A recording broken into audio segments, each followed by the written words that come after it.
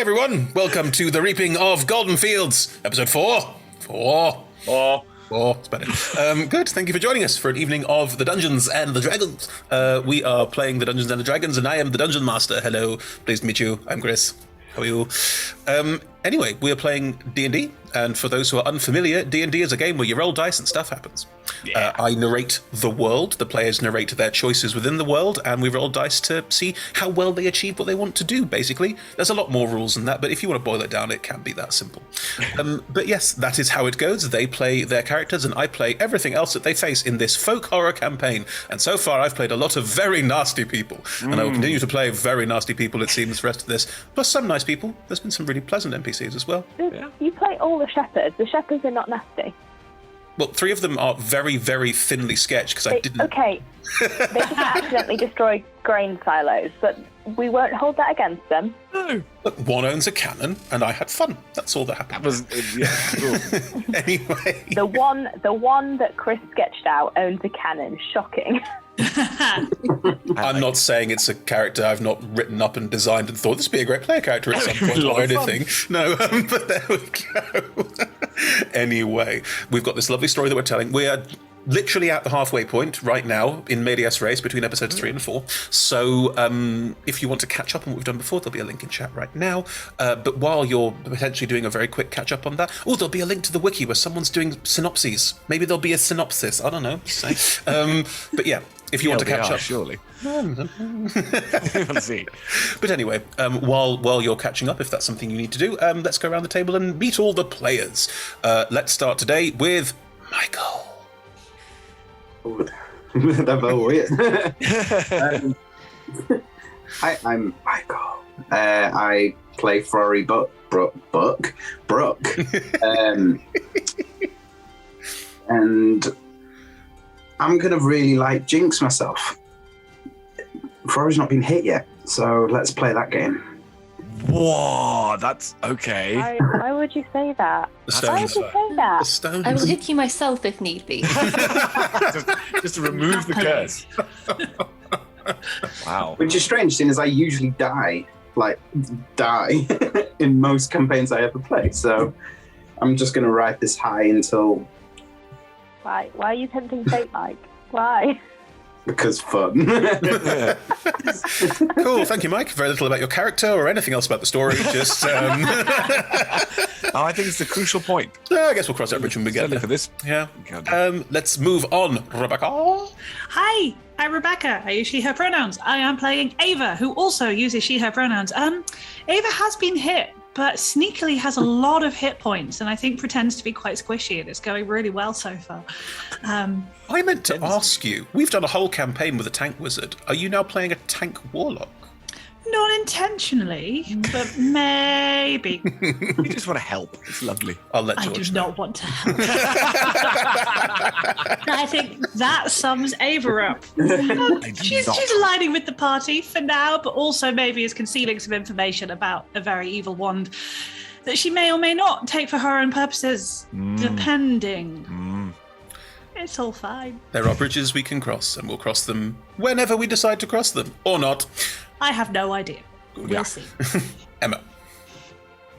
Hi, and I'm use pronouns M, and I'm playing Prosperous, who use pronouns P. Prosperous is prosperous. Immutable. Enough said. It feels like saying Madonna is Madonna. Prosperous is a paladin, a devotion paladin, here to be under house arrest, but also to apparently save Goldenfields from Orcus. And we are in the middle of a fight with a headless horseman who is from Prosperous's past. And the headless horseman went down quite quickly last time, which Chris was quite upset that we were, that was quite easy. And I think is now going to try and kill us all. So, looking forward to that. I have 41 hit points. Everything's fine. Fine. Good. Splendid. Thank you, Emma. Evie. Hi, I'm Evie. I use she, her pronouns, and I am playing Ephemera, who also uses she, her pronouns. And Ephemera is a spores druid who also has a mysterious past in this town that we will hopefully find something out about. And I'm just hoping that her one and only friend does not betray her at a moment of importance. Ooh, imagine. You rang? Yes, that will be the betrayal that really hurts the most. Good. Thank you very much, Evie. Edward. Hello, I am Ed. I use he, him pronouns, and I am playing the Yorka Yordash, who also uses he, him pronouns, and who doesn't really know where he's going at the moment, if you see what I mean. Definitely wants to be part of the gang and have fun, but also has just come back from, as it were, his gap year and is rather an edgelord and feels like that is the way that he wants to go. I don't want him to go that way, but, storytelling being storytelling, we don't know how it's going to turn out. I gave you such an in, and you went, no, I reject this. Yeah, that maybe wasn't the best idea, but it was what I felt the Oracle would have done absolutely. It's your prerogative. You can do whatever you like, darling. It is a game where you get to make all the choices. I will just mock you incessantly for them. Good. Well. Just like being back at school. It's great. Be that as it may, before we kick off, the stream will run for about 3 hours or so, and there'll be a break about an hour and a half in, somewhere in the middle, 5-10 minutes-ish. But I will let the mods handle all of that. In the meantime, let me tell you about our sponsors and supporters, and my goodness, we have some really lovely ones. First up is the wonderful Hero Forge. Hero Forge offer a fully customizable tabletop miniature design tool, which you can use online to design your perfect miniature and then have it printed in colour and sent to you, or you can get STL or Unity files to use them on various virtual tabletops as well. Hero Forge are excellent, and we love working with them and making all the things for them. They're currently doing what they do every year, which is really cool, is they do an advent calendar, and they release one new thing every day. I didn't know they did that. I didn't know this. They release new things every week, Gotcha. but in December they just split them out over days. But it's nicely done, and it's often I have an inside line here, I'm going to share it. It's often the cute, quirky stuff they don't really have anywhere else they can put throughout the course of the year. People just reject it then. December 1st was a digital camera. It's that sort of thing. It's the, what do we use, how do we use it? But it's really nice. There's some really lovely stuff in there. And apparently there's some really big surprises coming up for the end of the month, so stay tuned for those. Okay. But yes, Hero Forge, awesome. Check them out. We're also sponsored by the lovely Ultra Pro. Ultra Pro do stuff for your tabletop, and we have all sorts of stuff on our tabletops to share with you that is Ultra Pro. You can buy all sorts of things from them. Dice boxes, dice, trays, dice themselves. They do have a wide variety of tabletop paraphernalia. I'm going to show you my figurines of adorable power yet again. And I don't have any campaign-themed ones. This one is not useful for campaign theming. So here's a black dragon instead. Yeah, I think I've got one as well now. This one. Yes, you have a bulette. That's right. Also not themed. Termite. It's not a termite, it's a bulette. I like Big termite. I'm sorry. They're literally all over our house. I have to give them nicknames. Termites or bulettes? Sorry, the Ultra Pro thingy. Oh, right, okay. Yeah, figurines of adorable power is what they're called, and you could get yourself one today, or anything else from Ultra Pro's line if you want to. Just head into chat and say anything you like. You'll be entered into a random draw, and these can be given all over the world to any of our lovely audience members. So join us. Join us. Join us. We're also sponsored by the lovely Elderwood Academy, who make custom bespoke gaming-themed gear, including hex chest dice boxes, spellbook deck box / rolling trays disguised as bespoke ancient arcane tomes, and scroll and codex dice towers and rolling tray pairings. That is a mouthful, but they are beautiful. This is a codex dice tower, to give you an idea. I was trying to show you this before, but I didn't realise it was the wrong thing. That is Ed's, what is that? That's a spellbook, isn't it? Is it a big size? Yeah, yes, a lovely one. Yes, it's the Lord of the Rings themed one, I think. Nice. Yes, they do lots of lovely stuff. They're currently working on some new items as well. Pop to their website, it's elderwoodacademy.com, and if you use the code ROLL-TOGETHER, that's roll-together, at checkout, you will receive a 10% discount. Isn't that nice? So yes, join there and have a look.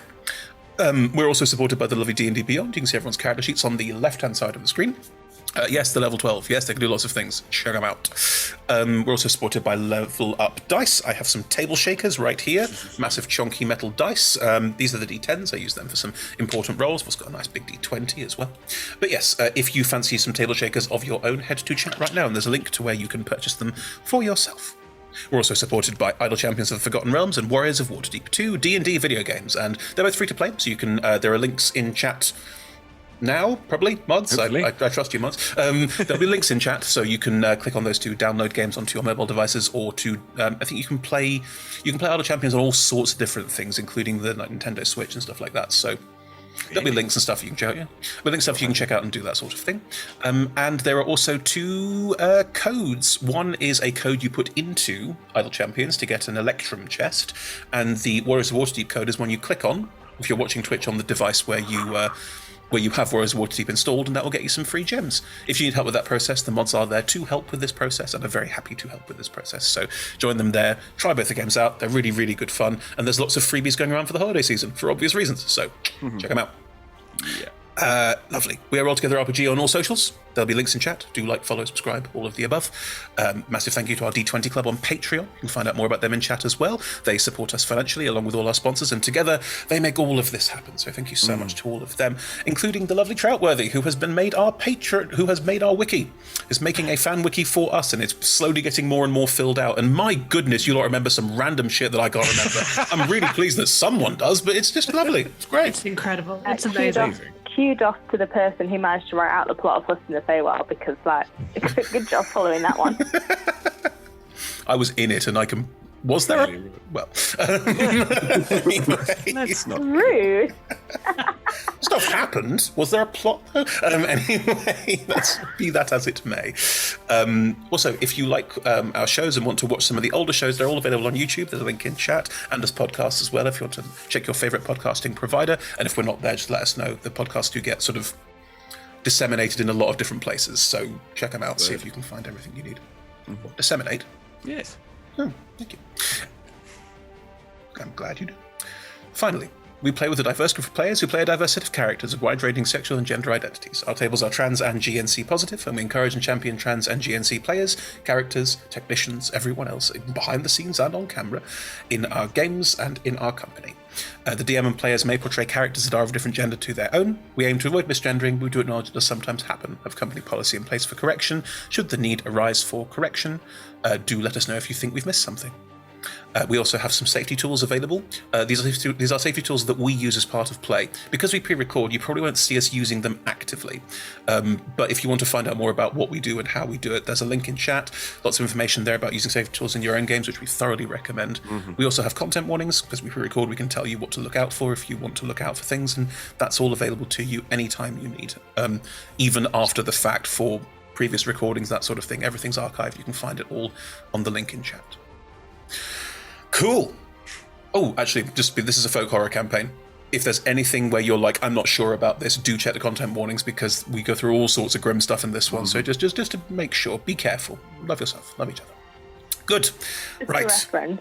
I do have a cold, but I don't have COVID. I'm not in a different room because I'm self-isolating from Chris. I'm on holiday at my parents. I realised that could come across differently in the current times we're in. It's a good point, actually. Be worried. Yeah, just in case. I mean, the fact that you're using a sort of phone call in also means that your voice does sound even thicker than usual. So. It's fine. Emma's fine. We're fine. It's all good. Nothing to worry about.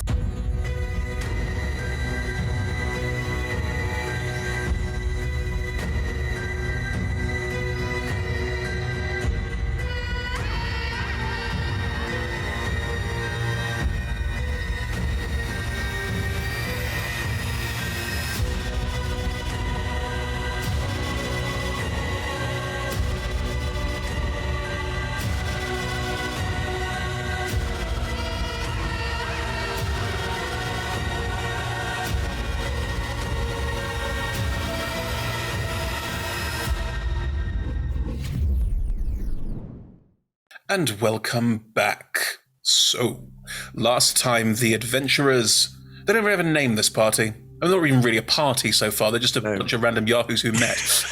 Yeah, pretty much. At the moment, they are trying to save the inhabitants of Goldenfields. The entire walled farm, and it's a very large farm, appears to have become unhallowed as part of some sort of strange rituals. They're starting to put the pieces together, so I'll give you a little bit more than that. Apparently the Demon Lord Orcus is involved. That's TM, not good. Not good TM. There you go. The local abbot appears to have been letting this happen on the understanding that it was just some people playing silly buggers, abbot's quote. But apparently it's all gone a lot worse than that. There is some chatter of looking for a well, some kind of mystical thing that's supposed to solve all of this, or be some kind of holy place where Not a well. The well, capital letters. Yeah. Oh yeah, true. I did capitalize it in the way I spoke about it, it's true. But yes, there is the well, which no one knows what it is, which these cultists of Orcus appear to also be looking for. So it's all go. The cultists of Orcus also have the wand of Orcus. That's really not bad, TM. So not good. Really not good, TM. So yes, that is also happening. Really not bad. It's really not bad. It's fine now. Could be worse. Could be worse. Could be worse. Wand of Orcus. Ava thinks it's pretty good. Ava specifically thinks it's very good because Ava's quite excited by all of this. It's really Ava's not bad. Ava's warlock patron is basically sat there going, perfect, what I've always wanted. So, I still don't know who my patron is, just for reference. I'm just following the creepy ass voice in my head. I'm putting money on like some like really famous hag like Tasha. Oh, nice. Yeah. It'd be fun. That'd be fascinating. My lips. Oh no, it's a devil, isn't it? It is a devil, correct. We have given enough hints that it's a devil. Probably bloody Asmodeus. No, Asmodeus is too smooth. Chris plays Asmodeus much smoother than that. It's reached a point now where you know which devil I'm playing because of how I do the voice. This is mental. True enough. Reading the mind of the dungeon master. That's dangerous. Anyway. I knew you weren't Shantaea because of how you played her. This is the level we're at now. I rolled a deception check and I didn't roll very high, so I didn't try very hard. Anyway, this is all by the by. You were ferrying about 400-500 local people out of the abbey where they had taken shelter from the undead rising out of the ground towards the gate, which is down the road, which is to the west. There'll be a map on screen right now. So, but yes, they are currently fleeing as you were all attacked and managed to defend yourselves quite ably against a headless horseman. The bastard. Who turned out to be Prosperous's... turned out to be Sean Bean. Turned out to be Prosperous's ex-mentor's the wrong word for Torburn. He used to lead the Shepherds, which is the paladin organisation that Prosperous used to be part of, and is now currently reformed. Kind of like headmaster-esque vibes more than mentor. Yeah. Like someone who is distantly someone who has authority over you. Yeah. I will say that there's stuff on the wiki that I wrote about this because I haven't been very clear about it in previous adventures, so everyone's got it all in one place. But yeah, Torben made some poor choices, and is now Torben got Edie killed. That's correct, and Edie is Prosperous's ex pieces. But anyway, not ex. Edie is dead. That's true. Actually, that's bad wording. That's true. There was a breakup. Yeah. No. Yeah, that's true. It's bad wording. But anyway, Torben's undead body, Sun's head, is now attacking the party and probably trying to attack the villagers too. But you all dealt with the undead body very, very quickly, or so you thought, because instead all you did was activate its mythic form, and it's now regained hit points, regained new abilities, and we're going to dive straight back into initiative right where we were. Now, I don't know if you recall, but the last thing that the Torben undead monstrosity did was shriek from its neck stump, saying... Oh, no. Wait, sorry, I managed to put words Where's my scythe? Where's my scythe, exactly. And that's because Torben's weapon was the scythe that Prosperous used in Icewind Dale Corrupted. But anyway... Torben gave me that scythe. They know exactly where it is. They gave it to me. You don't have it right now. Anyway, Torben shouts that... The undead, headless version of Torben shouts that, and I need you all to make me a wisdom saving throw, please. Oh, no. Anyone who's within 5 feet of me gets +5. At the moment, 10 feet of me. You have moved forward quite significantly. I hiked off 30 feet, didn't I? To throw the sword, yes. Wisdom. I think it's kind of fine. I got an 18 anyway. I got 18 as well. Interesting. 20 non-natural. Okay. Is it to be frightened or charmed? I will get there in a second. 3. Sorry, Mike, I didn't catch that. 3. 3? Good. Oh, Lord. Evie? 27. 27. Nice. Wow. Way to begin. Right. I need to roll manual dice today, so where is it? There it is. Okay. Sorry, I'm doing maths in my head today, which is I'm not used to anymore. I've become shallow. Mike, you take 20 points of psychic damage. Everyone else takes 10. Yeah, you've been hit now, sucker. Yep. No fear or any effects like that at all, but I do gain temporary hit points for each person who gets scared. Oh.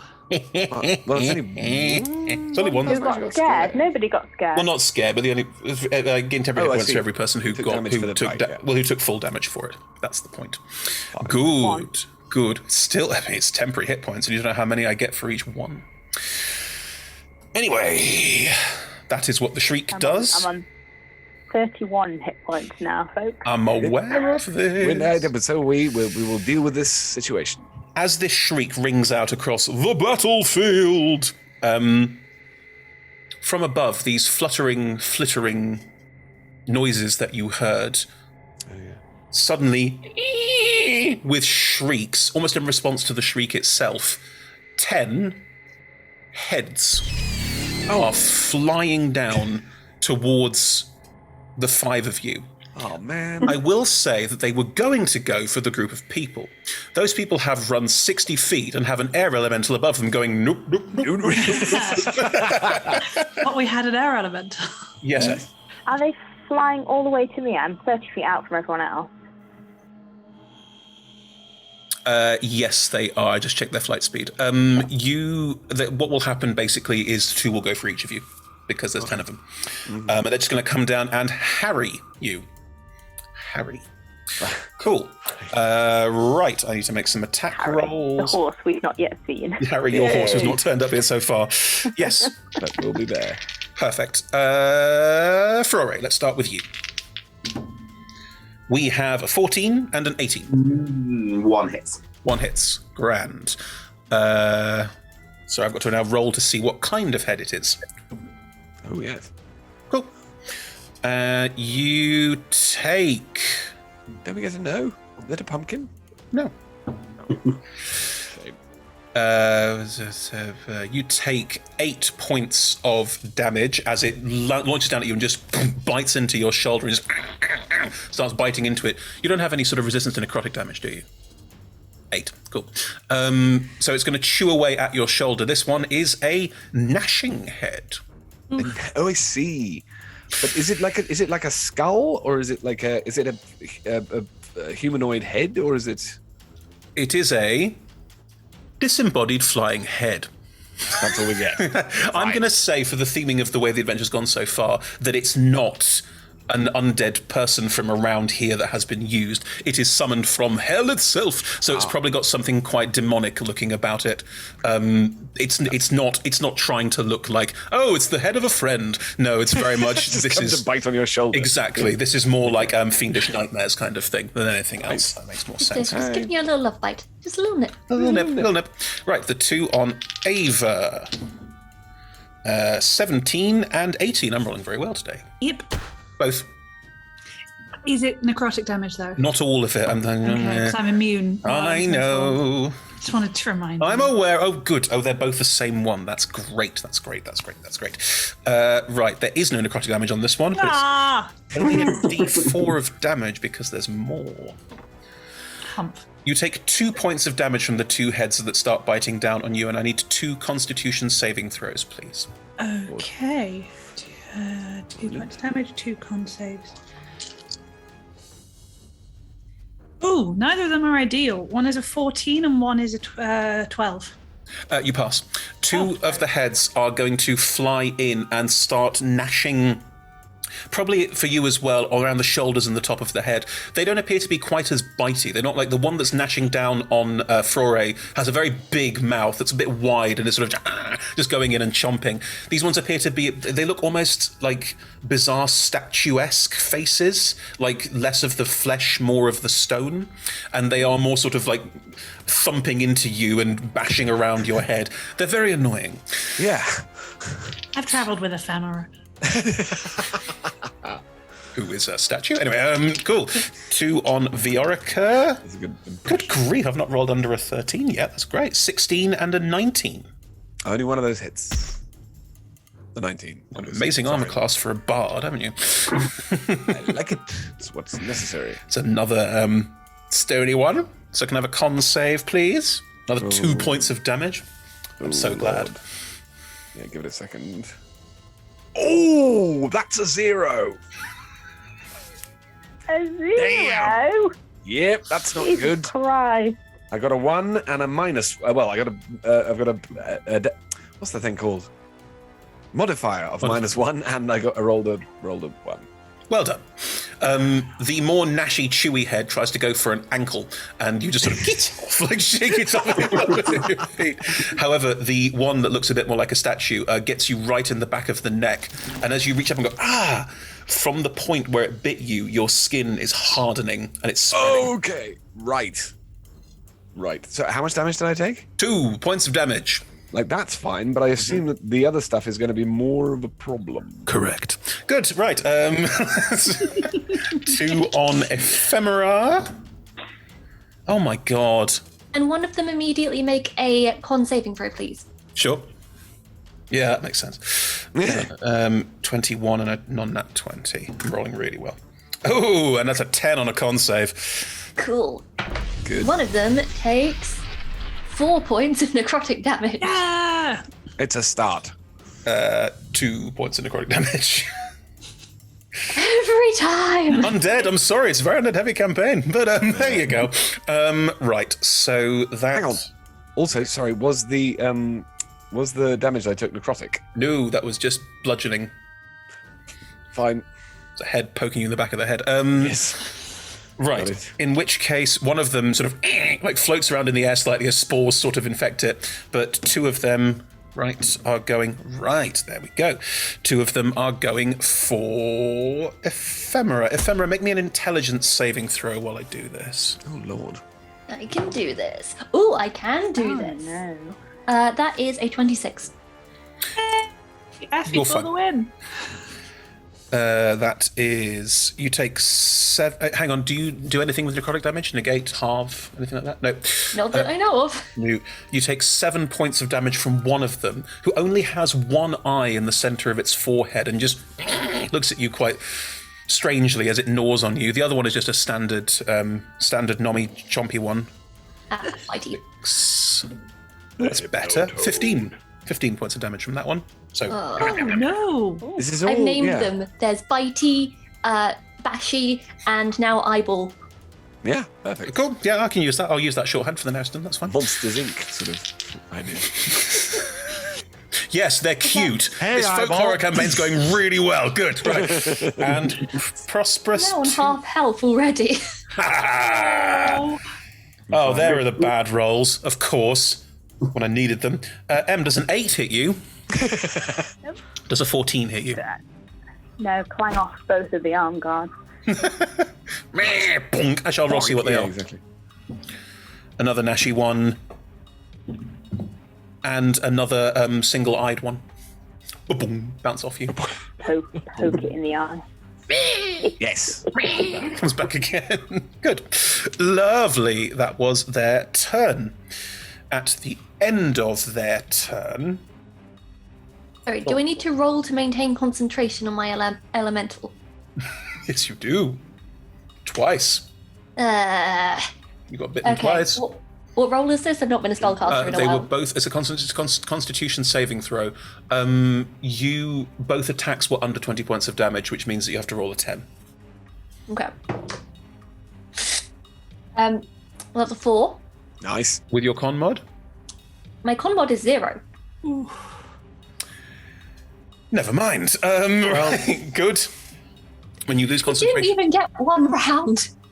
when you lose concentration on a conjured elemental, it turns hostile Just gold. Oh, yeah. over the commoners. It just Oh turn no. hostile. It just stops being under your control. It doesn't necessarily turn hostile. It doesn't say it turns hostile. It just can. How did we soothe an air elemental? Blow at it? I'm just going to check the wording on conjure elemental to make sure I'm doing this fairly. It doesn't say it turns hostile. I'm pretty sure it does. That's why. It becomes hostile to you and your companions on a night attack. No, but that's fine. Hang on, but that's us. That's us. It's not the Yeah, commoners. we can take that. Yeah. You know, we've already got 2 people on not very many hit points. We can deal with this. It's gonna be great. Not the best of intentions. We're all Here we go. really edgelordy. Will be great. It becomes hostile towards you and your companions, and it might attack. It disappears in 1 hour. Oh, Lord. Oh, good God. Righto. Good stuff. Bring out another one. That's the only option. That'll definitely work. No, it's an air elemental. You have to fight fire with fire. Good. Yes. Hot air with hot air doesn't work. Right, at the end of the head's turn, Torben's going to use a legendary action. It's a mythic action, but it's still... No, I'm going to use the legendary action. It's better. Right. This is not good. No.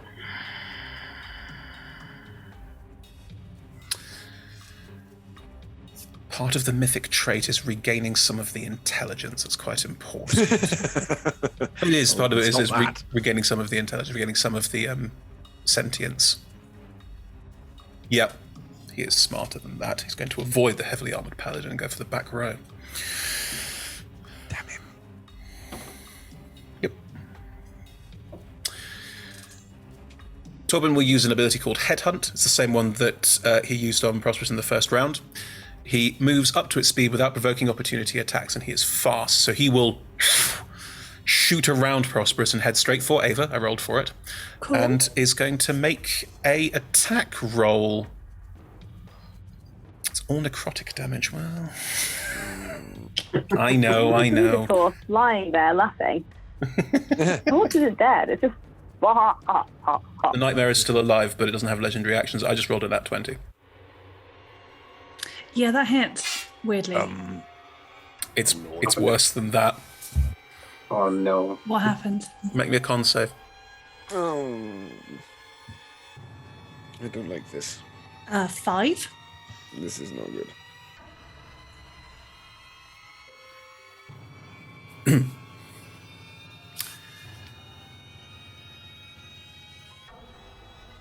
If the creature scores a crit against a creature, a target must succeed on a con save, or it cuts its head off.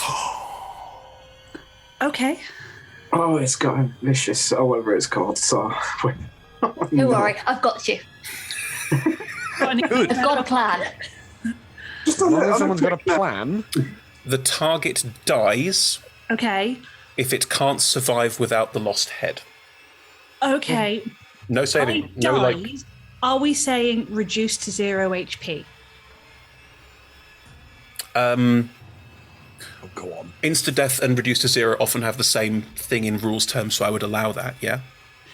Then in that case, as I am transformed, I can use my necrotic husk, and if I am reduced to 0 HP, I can use my reaction to drop to 1 HP instead. Does that mean you've got like one bit of your neck? I don't know what that means. Am I a nearly headless Nick? Is this what we do? That's what happens. I believe Necrotic Husk has a secondary effect. Oh, then I deal a lot of damage to it. I don't about that and more about whether I'm currently a headless. Okay. Rebecca? Yes. I think that's fine. I think that's totally fair. I think my question is, couple of important questions. One, if the target dies, if it can't survive without the lost head, you're currently pseudo-undead, so you wouldn't need a head. I do quite like my head. I'm attached to it. Well, not at the moment. But the question is... It's how I'm snarky to people. I need it. The question is, does it basically nearly cut your head off and you're sort of holding it in place and it needs a good heal? Or does it cut your head off, which goes flying somewhere else, but you'll keep going without it? Yeah, go on. In the middle, it cuts it off, and because it's a reaction, Ava used her reaction to catch it. Back on. Yes. Oh, no, you don't. I mean, That's you're putting amazing. it back on, but it's not attached. It's just balancing on your neck. We will cross that bridge when we come to it. Fine. Ava is doing this. Okay. It's that one.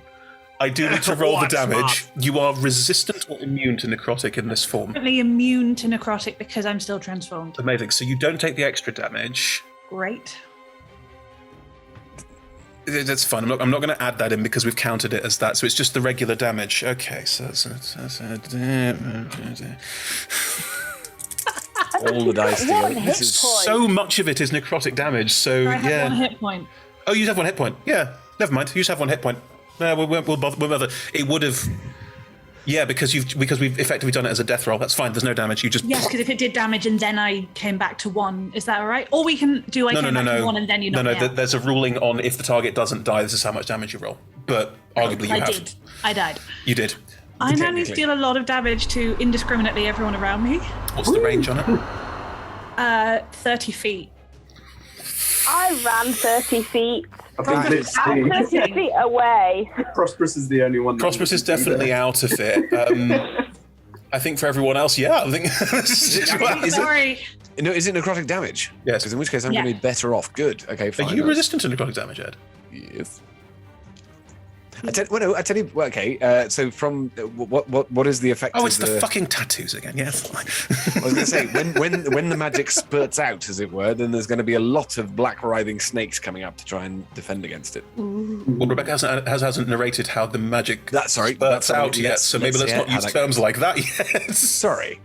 My luck hit. I rolled 2 10s on the 2d10. So I deal 32 points. And I'm down! Whoa! Only done by ourselves so far. Wow. Great. I would I'm also still sit holding down my head. had I been in range. Oh my I'm god. so sorry. There I go. I was wondering, my luck does not work in my favour. I just roll high all the time. All the time. Well, I don't want to. You'll be pleased to know that in this form, he is not resistant to necrotic damage, so takes it. He takes 32. Yeah. Right. It's a start. I think given it's an involuntary reaction, Yeah. I think Ava is so preoccupied with sort of getting her head back on that it sort of seeps through the cut, through her fingers, and just sort of spills out. Spills is a much better word. Yes.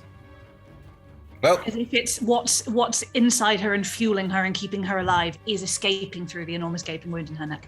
Amazing. well, through her neck. The enormous gaping wound is... Never mind. Good, right. Okay. And you are currently holding your head. Good. Evie, I'm so sorry. There's a I lot will of... talk about it later. There's a lot I of... definitely thought this was a way where none of us would die, and instead I just swapped my life for yours. No, because Ephemera's unconscious. That's easier to deal with. Totally fine. Plus, Totally I have fine. advantage on death saves, so... Yeah, you're fine. Unless something attacks you while you're down. And you've got 2 heads floating around you. Okay, Have goes first, it'll all be okay. Yeah. Magic whilst holding my head on, it's fine. Fine. It's not like the air elemental goes next. The air elemental does go next, and I'm going to do the only thing that I think is fair to do, and that is to roll some dice to see what it does.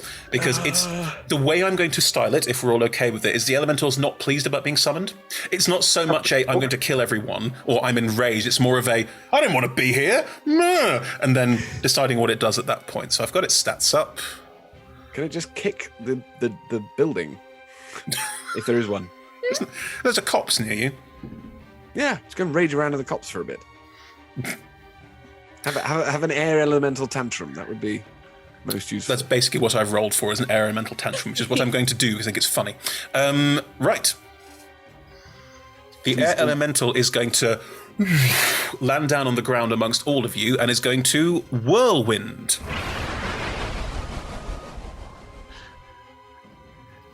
I'm not there. I can't. Oh Lord. He's unconscious. Ephemera's unconscious. This is going to affect everybody, including the heads, and that's the thing I'm most excited about, frankly. Cool. How big is the area? I'm just checking that in the space. So large. 15 feet. Oh, you're fine. So I think it's going to land over the 4 people here. I think that seems the fairest, and all the heads around you, and Prosperous, you're out of range. That means Torben's also there, just to be clear. It's going to hit quite a lot of people. Can you all please make me strength saving throws while I roll for all the heads? Oh, Sure, it's strength. It's a strength saving throw. It's right here. Oh, okay. 15? no. Worst part is I could add spies to all of this if I was actually there. That would be really useful.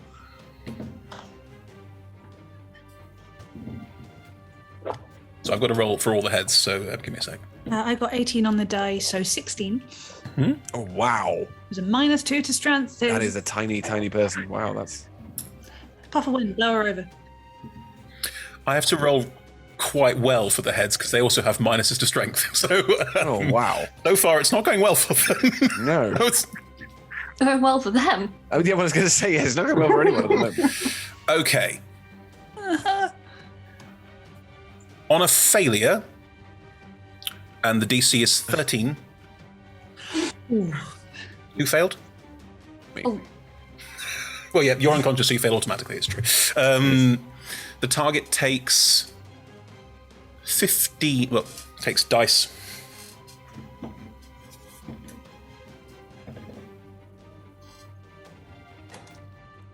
$18 points of bludgeoning damage. So either you fail one death save. Okay. Ooh.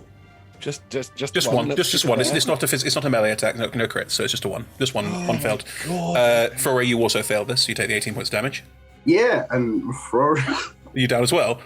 You haven't taken a hit. How many hit points do you have? Oh, you're suddenly down. I took, like, in the space of every action Chris has done since we started combat has hurt Rory. I had 72, and Chris has just whittled me down. God, I thought I was doing badly. God. I'm all jinxed right. it. Just going to be Let's all prosperous be clear. standing at the end of this, You trying to jinxed heal it. all of you, for fuck's sake. Does a success mean you take half or none? I'm just checking that. That's quite Gave the important. potion of greater healing to the wrong person. None. Thank you. None. I'm still up with 1 hit point. Yay! Head on. Not for that. If a thrown target I can strikes an still object such as a heal. wall or floor, I can still heal 60 points, but one. Yeah, no, I don't exactly. do I've got one the same healing problem. per turn. Oh, This is going to be tough. right. So you are so Frore and Ephemera just you're flying off. You're thrown 20 feet. You're thrown quite a considerable way. So you just fly off into the darkness. Viorica and Ava, you hold your ground. Torben, I'm pretty sure Torben holds his ground as well. I haven't actually rolled for him yet. I've been too busy rolling for the heads because we'll get there. You'll enjoy it. Cool. I'm not going to decide whether I burn a legendary resistance to stay or not because Torben also failed. Yes. Okay, this is good. Oh, good. This is a start. Such a waste. Do it. Do it. Yep, fine. Use legendary resistance. Hooray. Takes no damage, doesn't go anywhere. Good. Hooray. Sorted. Chris, is that the second? I'm sorry, we've been across 2 combats now. That is the second how legendary many is that? resistance. I burnt one Yeah. with confusion or something last Oh, time. yeah. Yeah, that worked really well. Not all creatures have more than... Sorry, some creatures have 1, some have 2, some have 3. I just want to make clear that no one's there counting going, he definitely has 1 more. Yeah. Okay. Thank you, voice in our heads. Just because I know people go, 3, we've got to get all 3 down, right? And then we'll use a wasted spell just to get rid of the 3rd one. It's not there. You don't know. Good. Right, so Torben stays standing. All of the heads are dead because they only have 17 hit points. So, Wow, cool. this whirlwind, That'll do. it's like an upside. It's like a marble run. All the heads start bashing off against each other, probably bouncing off the lot of you as well, and they just go shrieking up into the sky and are gone. Amazing. They're probably raining down somewhere. Sort of. Some poor farmer. What the hell is It's this? okay, Marjorie. We made it. We're not being attacked by the undead. Oh God! Anyway, the heads are all gone. That worked extremely well. Good. Right. Good. It is now Ephemera's turn. Oh, okay. Ooh, this is the roll. Here I go, rolling for my life. Okay, that was a 13 and a 12. So, Why 2? because I have advantage on death saving throws. Okay, sorry, I didn't realise. In which case, well Sorry. done. 1 pass, 1 fail. Because you've already failed 1, so you've got 1 pass. Oh, all right. That's it. Cool. You don't bleed, so how is being unconscious working for Ephemera? Well, I imagine I'm hanging upside down in a tree around about now. If that's what you want to be Just doing, like a sure. ragdoll. Yeah, I'm just in a tree. Just in a tree. Maybe a bird pecking at my temple. There are no birds in Goblin. They left. Birds can fly. Oh, there's lots of undead. Should we stay? No. Like, they all left. They're done. Good. Okay, so you're hanging upside down in the tree, but you're starting to recover slightly. Good. Ava. Right. How far away is Ephemera? Ephemera is 20 feet away, hanging in a tree. I can't heal. Hang on, you've got an ASMR heal thing, haven't you? I can't heal, Chris. Oh, you've used it. Nope. Haven't used it. Interesting. Okay. Fascinating. Ava looks human, remember? Don't know what you mean about Azamar. No idea what you're talking about. Oh, true. Fair point. You've already used it once. I'm not giving anything away with that.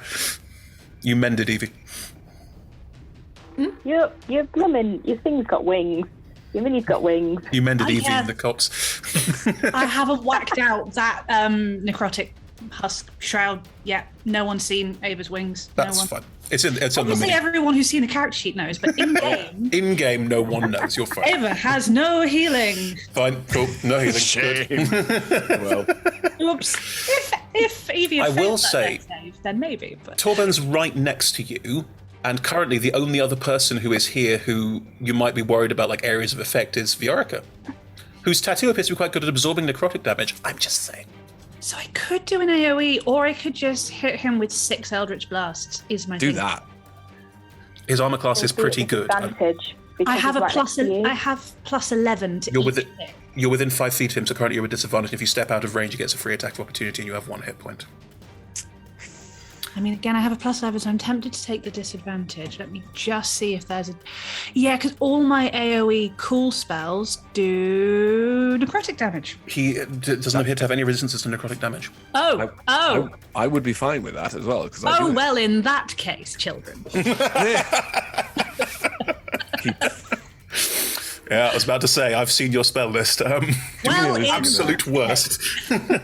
I've been not looking at all my super tanky spells because I thought they wouldn't do any good.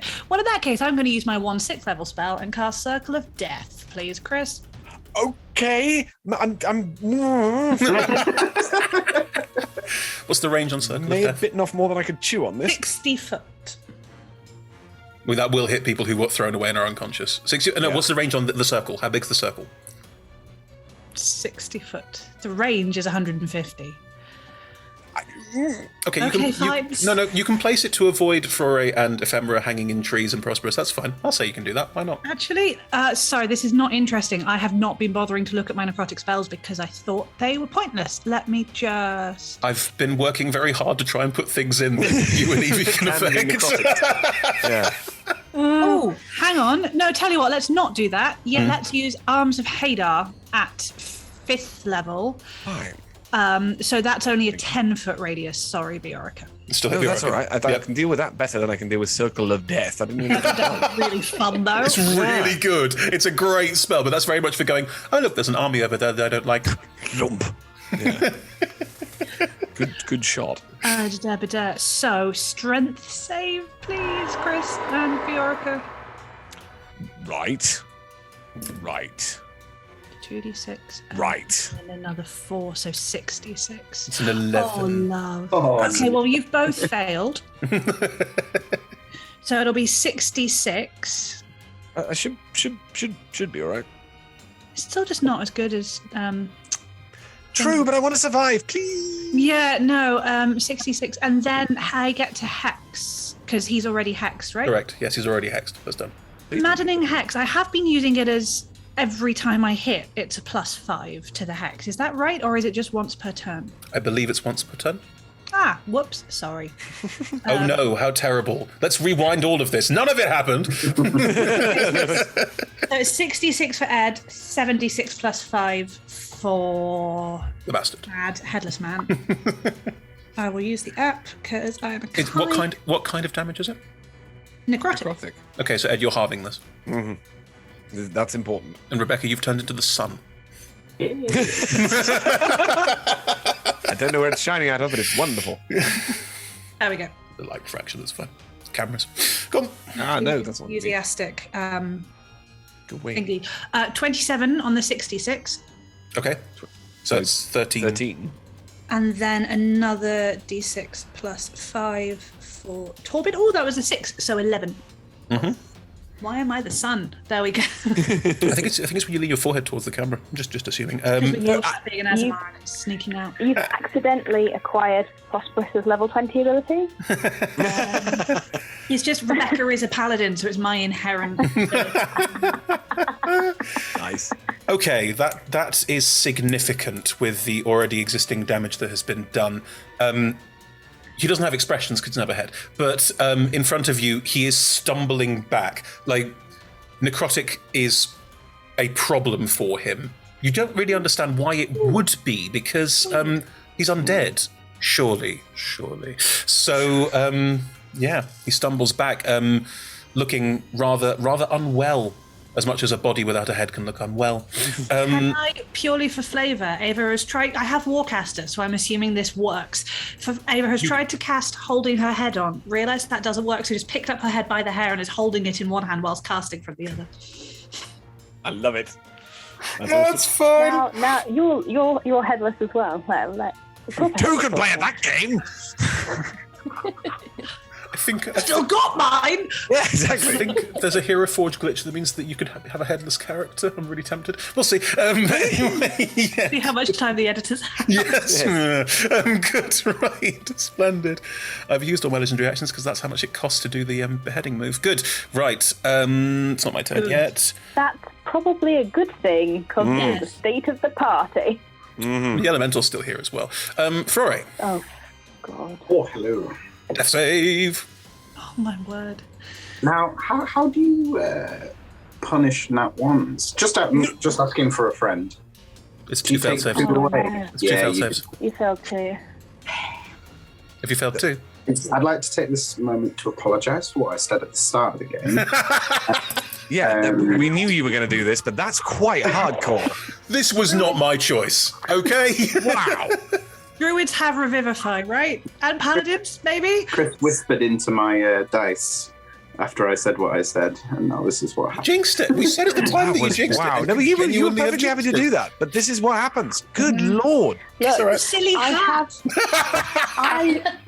have Revivify, and Flore is the only character in this game I would spend a third level spell slot Revivify. Yeah, Yeah, that's totally fair enough. Yeah. I can bring people back, but not if I'm dead. No, I've not, exactly. I've not rolled above a 10 since we started. Oh God. Maybe I will make that argument for you if I have to. As the sun glows around you, that was awesome. I will see. Hang on. That should do it. Right. Okay.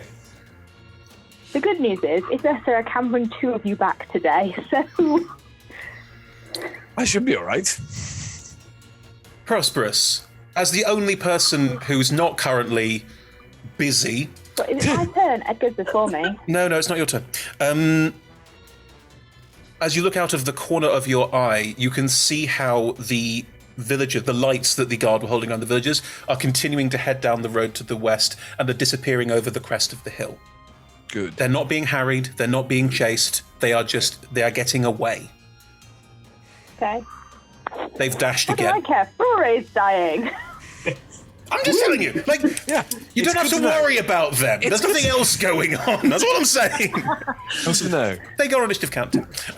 Good, right. It is interesting. It is Torben's turn. No, already. Can I shout from behind? Why? Why are you bothering with them? It's me you came here to kill. Oh, God, why? Oh, wow, that's a challenge. Okay. I am there holding a head. No, Yeah, why? exactly. Why am I like this? Why? Why am I like this? I reckon from Torben's next I stump. know where your side is. Oh, nice. You're taking lessons Nice. from veracity and completely reckless behaviour. Excuse me, never mind. I was going to say something glib, and then you said, I know where the scythe is, and the body just, like, doesn't give a shit about Ava. Just turns, looks at you, well, faces you. Again, faces is a weird word, never mind. And Torsos you. torsos you, yes. And yeah, it's going to do it. It's the only thing that makes sense to do. Is going to run towards you and try and hit you as well. So Ava, attack of opportunity, and you have Warcaster. Oh, hang on. Oh, no. They're not casting a spell, are they? I'm sorry? Sorry, I've got Mage Slayer. thing. It's only Which I against potentially should have used before. It's only against Doesn't you, I matter, think. not He's just running. It's only against you, I think. Yeah. Chris, I don't want to take the last game you ruled that I could do Eldritch Blast as it left my sphere, so it wasn't disadvantage. Was that you being nice, or can I do that again? That was me being nice. I'll do it with disadvantage then, that's fine. You sure? It's only 3. I get a plus 11 to each one, so It'll be it's only, fine. it's only fair. Yeah, I didn't want to be punitive last time at that point, whereas I'd like to uphold the rules if Yeah. possible. One is a 20 at disadvantage, one is a 24, one is Hits. a 21, Hits. and one is only a 14. Does not hit, so 2 hit. Cool. I'll do. And the hex is still active, right? Of course, yeah. Maybe Great. he'll die as he's running. That would be nice. Seems unlikely. Bring him down, Legolas. Eldritch Blast 2d10. Dice! Ah! Roll the dice flow around this one. That's 6 and a 9 15. is 15, plus another 10 is 25, plus another 5 is 30, plus another 5 is 35. That'll do. Did you add the minus hex twice? No, I rolled a d6 and then added the maddening hex. Cool, good. Right, just checking. So that was 35. Yes. Monster. You pepper his back as he goes, but he seems to shrug them off again. Although he does seem Can pepper with you, salad? But he does seem to be stumbling, and you're noting as well. You saw Frore's gunshots go off and punch through the chest plate, and no blood come out. Where you've hit him in the back, he is bleeding. Oh. My head smiles. Keeping that image front I'm trying to and center. remember how to do it. There is a way to sort of make it look like you're carrying your own head. I can't remember what it is. Oh yeah, yeah. With I can imagine. It's a good trick. I don't know what it is. No. Yeah, but he's going to charge at Prosperous and just attack, and on his turn he gets 2 attacks. Yeah, go on. Kill me as well. Hang on. We should be all right, I think. All right, here we go. Thank you.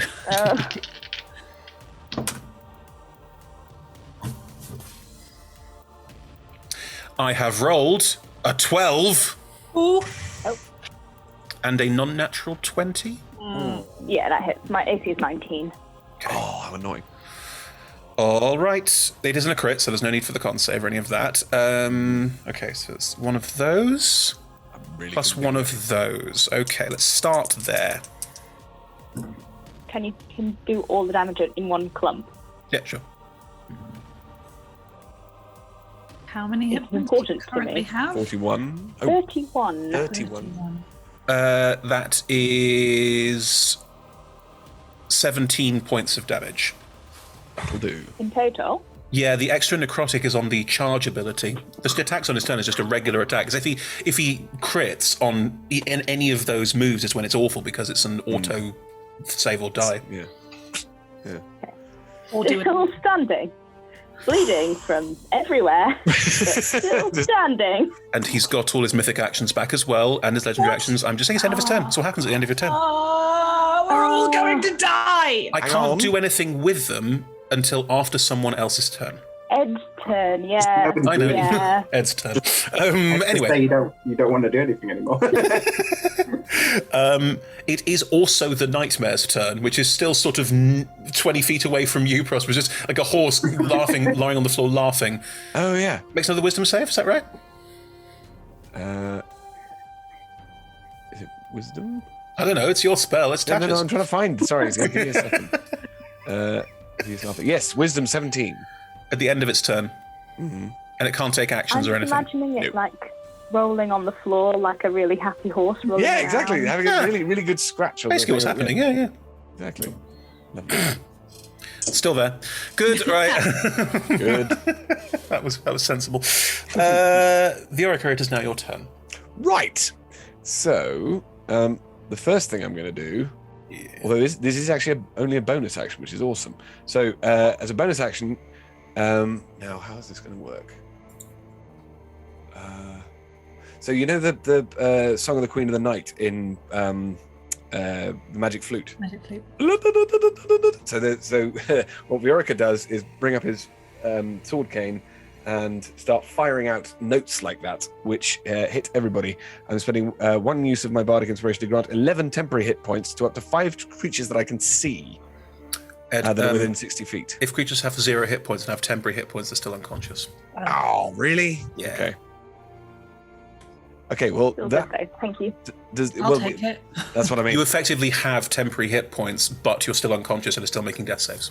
Well, so if Ephemera fails another death save, that's still...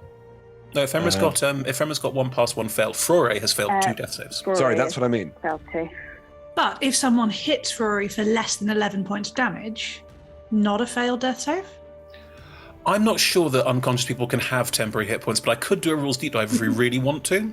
I will. If I'm not hitting Frore anytime soon because I've only got 1 creature left on the field that isn't a horse that's laughing. What precarious position is Rory's body in? We haven't decided. Oh, yeah. Interesting. I mean, you're sort of Why are you making it worse, Mike? you're on the edge of a village green. Like you're basically fighting in a village green, but as described, Ephemera's in a tree, so you are near the copse as well. So you could have bashed your head on a rock. I mean.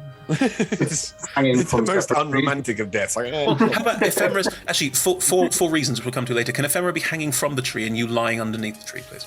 Yeah, that's a good image. It's also Fan art, go for your lives. That'd be awesome. it's so much better than that. Okay. Oh, no. But hang on, sorry. Just so let me just start. First of all, I can do it with 5 creatures that I can see. Can that include me? Yeah, you can see yourself. Yeah, well, exactly. Okay, good. That's grand. So, in which case, so given that there is sort of a tree of death, There's a death tree. with 2 people there, is there any way that I can tell how much worse either of them are? I suppose not, because they're both just. Ephemera doesn't bleed, so it's already quite hard to tell how bad Ephemera is. Ephemera did also say earlier it's very hard for me to die, which could be useful. Frore is also in a very, very bad way. I'm going to say that when he fell, he bashed his head very hard, and there's a very obvious, blood gushing head wound. Gouting, yeah, okay, cool. The worst kind of head wound. The worst kind of head wound, exactly. I am trying to see. Not those really nice head wounds. Oh yeah, not a lovely head wound. No, exactly. Not a delightful head wound. Not that one.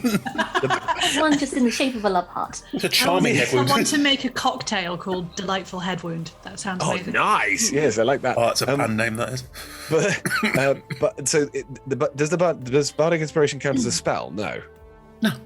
Cool. So in which case, I am going to fire. Fire's You're completely. going to shoot him? I wouldn't do that. No. Not at all. Hang on. You're going to make him not a sheriff anymore? I'm going to do a 4th level healing word. Oh no, I can't because that's a bonus action. Oh, you bastard! Cure wounds? Viorica used to have cure wounds. No, it definitely does still, but you can only do that at level 1. Oh No, you can't. You can upcast it. You can upcast cure wounds. I know, but in which case it's not there. Oh, you didn't take Cure Wounds? How intriguing. I know, I think I changed it to Since your because of Bardic the edge Inspiration ones. was, let's face it, a terrible idea, do you want to Take that rewind that? inspiration. I will sadly get rid of my 11 temp hit points. I was will gonna say, allow yes. that to be rewinded for the sake of not killing a player character. I think that's that would be, fair. Yes, that would be lovely. And also, Okay, temporary hit points is a complicated question. Yes, cool. Okay, so I won't do that for now. But instead, I will do a 4th level healing word to Frore. That's fine. Ooh. Yep, I think that's quite necessary. And you get lots of 2s apparently. Oh, that's annoying. Oh, there's a glitch. Oh, it's there. Okay, thank God. Oh no, but you only get 12 hit points. Something. Oh, I mean, it's a start, but yeah, it has awoken me. Better than death. that's yes, precisely. Better than So, death. now, am I? You still have an action. Yes. So, how far away is the dude? Is Torben went 30 feet away to run up to Prosperous, who also went 30 feet to throw the sword at Torben a while ago. A lot's happened. Yes. Torben is about 30 feet away from you and Ava. Ava's still holding her own head. Fine. Just Wait. there. Just hanging on to There's nothing it. I can really do about that. I don't know. It's been an hour and we've not got to the bottom of the round yet. No, exactly. Been a complicated round. I'm sorry, Emma. Yeah. We'll get to your turn. Really, yeah, it's quite difficult. Okay, hang on. So, oh no. Okay, can I do can I use my sword cane to do my whistle again and do shatter against this It's a figure? spell. You can only do cantrip because healing word's a spell. Oh, because yes, no, I got you. Use Sacred Flame or something like that. No, I got you. No, I will. It's just You're I a level thought that 12. would be- You're a level 12 character, so it's a save or suck because it's a cantrip. But on the other hand, it is 3d12 at this point, so it's pretty good. Which what? Sacred Oh, Toll the Dead Sacred is 3d12. flame for D8. No, I'm gonna do Toll the Dead. Yeah, I thought Toll the Dead was your cantrip. Cool, right. Then in which case, I need to roll a was it Wisdom save? Wisdom 16. Otherwise, Wisdom 16. Okay. Oh, no, hang on. Oh, yes, actually, no. It is 1d12 if the affected party has lost any of their hit points, which this one has. I believe. He's in his mythic form. He's lost a lot of hit points. So that's 3d12 then. That's only a 13.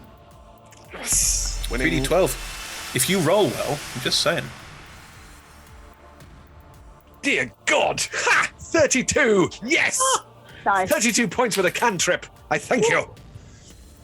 How'd you do it? Could he have 1 hit point left, Chris? I would very much like to kill him. If he has It's been an hour. If he has 1 hit point left, he will use a legendary action at the end of the Orica's turn to hit you and fell you. That is Right. true. Okay, if that's what you want to do, then in which case I will say, if you're okay with it, Ed, that you reduce him to 1 hit point and don't knock him out outright. Yeah, no, that's fine. So yes, so what it is, it's the same. Well, no, it wasn't. I can't remember what I did with Or this. if Zorica fells him, I'll just stick my sword in him once he's dead. Would you prefer that? I mean, is that all right? Fine. I'm fine either way round. Okay. Yeah, as long as no, you're definitely going to get to do that. So there's going to be a pronouncement of "be still" or something like that. Then the bell goes, and in fact, I tell you what it is now because I've got the things. Those black snakes that were protecting me earlier now all come spilling off towards the and come out on the ground and do a sort of like in Venom. Like in Venom. that kind of stuff, and then just sort of crawl up the person, and then they come crawling back to me, and he falls lifeless. I was going to say dead. That doesn't really I help. honestly didn't think you could take him out with a cantrip. But That is the best roll I think I've ever made Yeah. with a cantrip. That was incredible. that is really good. a lot of damage on a cantrip. Anyway, as the necrotic energy flows out from you and wraps around him, he's looking more and more humanoid by the second. And as the necrotic things pour into him, he will collapse in front of you, still a headless corpse. But as he hits the ground, there is a faint sort of out of the neck and a faint sorry comes out as hits the ground. Too little, too late, but it's nice.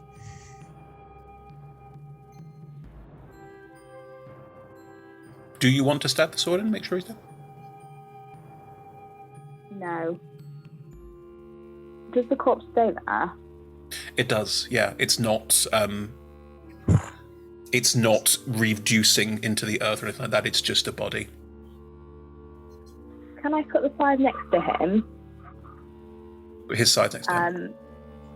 Yeah. Mhm. And just say,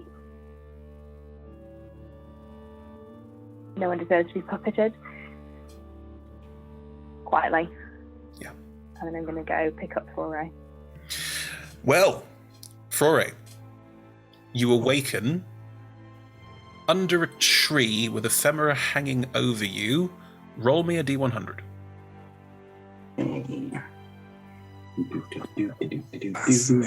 Oh. It's almost time. 99. 99? Good lord. What are these rolls today? As you awaken and see ephemera hanging in the tree above you, just to be clear, by her ankles, it's just fine. Well, not fine, but could be worse. Yes. You feel a tremendous amount of pain lancing through your head. You have glimpsed memories, brief glimpsed memories of ephemera hanging in a tree, but the other way round with the noose. You see figures standing around her chanting, because you rolled a 99 and because you are very perceptive, you recognize some of the faces of these people. These are... You saw them in Ephemera's vision in the smoke. These are locals who apparently worship orcas, because you've seen them before. You see all of this, and you see yourself standing maybe 50 feet away, watching all of this, your pistol drawn, telling them to stop.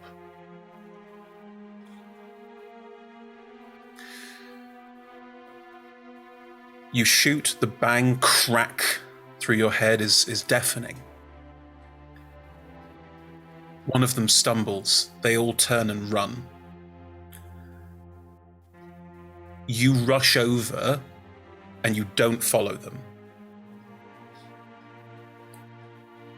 You cut the body down, which is dead.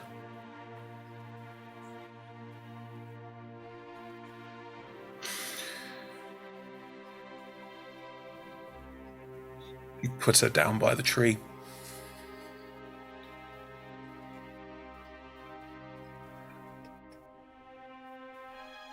After you've buried her, you do what you always do.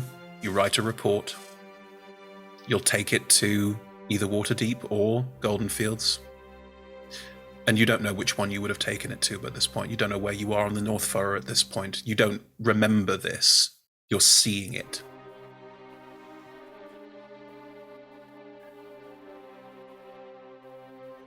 And you see yourself later, older, more haggard.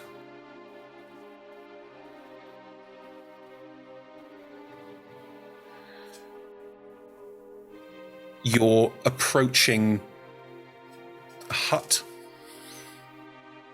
Not the kind of place you would usually go. You don't even recognize it. You're stepping through the door. And you're asking to forget.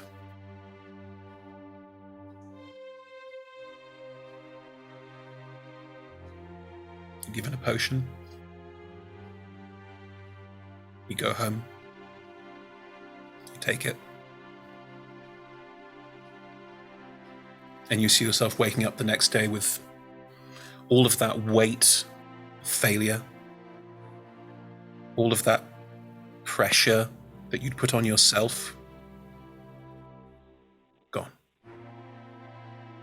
And you continue to go about your life. That all snaps through your head very, very quickly as you see Ephemera hanging above you in the tree. The other way around this time. Does it feel like those feelings that Flora was trying to regret are like rushing instantly back, or is it more like a seep or something? I think it's up to you. It's up to you how you want to play it. I think you are welcome to play it as, oh my god, all of this I'm suddenly aware of again, or you're welcome to go, is this, because you had your memory modified, you don't remember it. Yeah. It's up to you how you want to play it.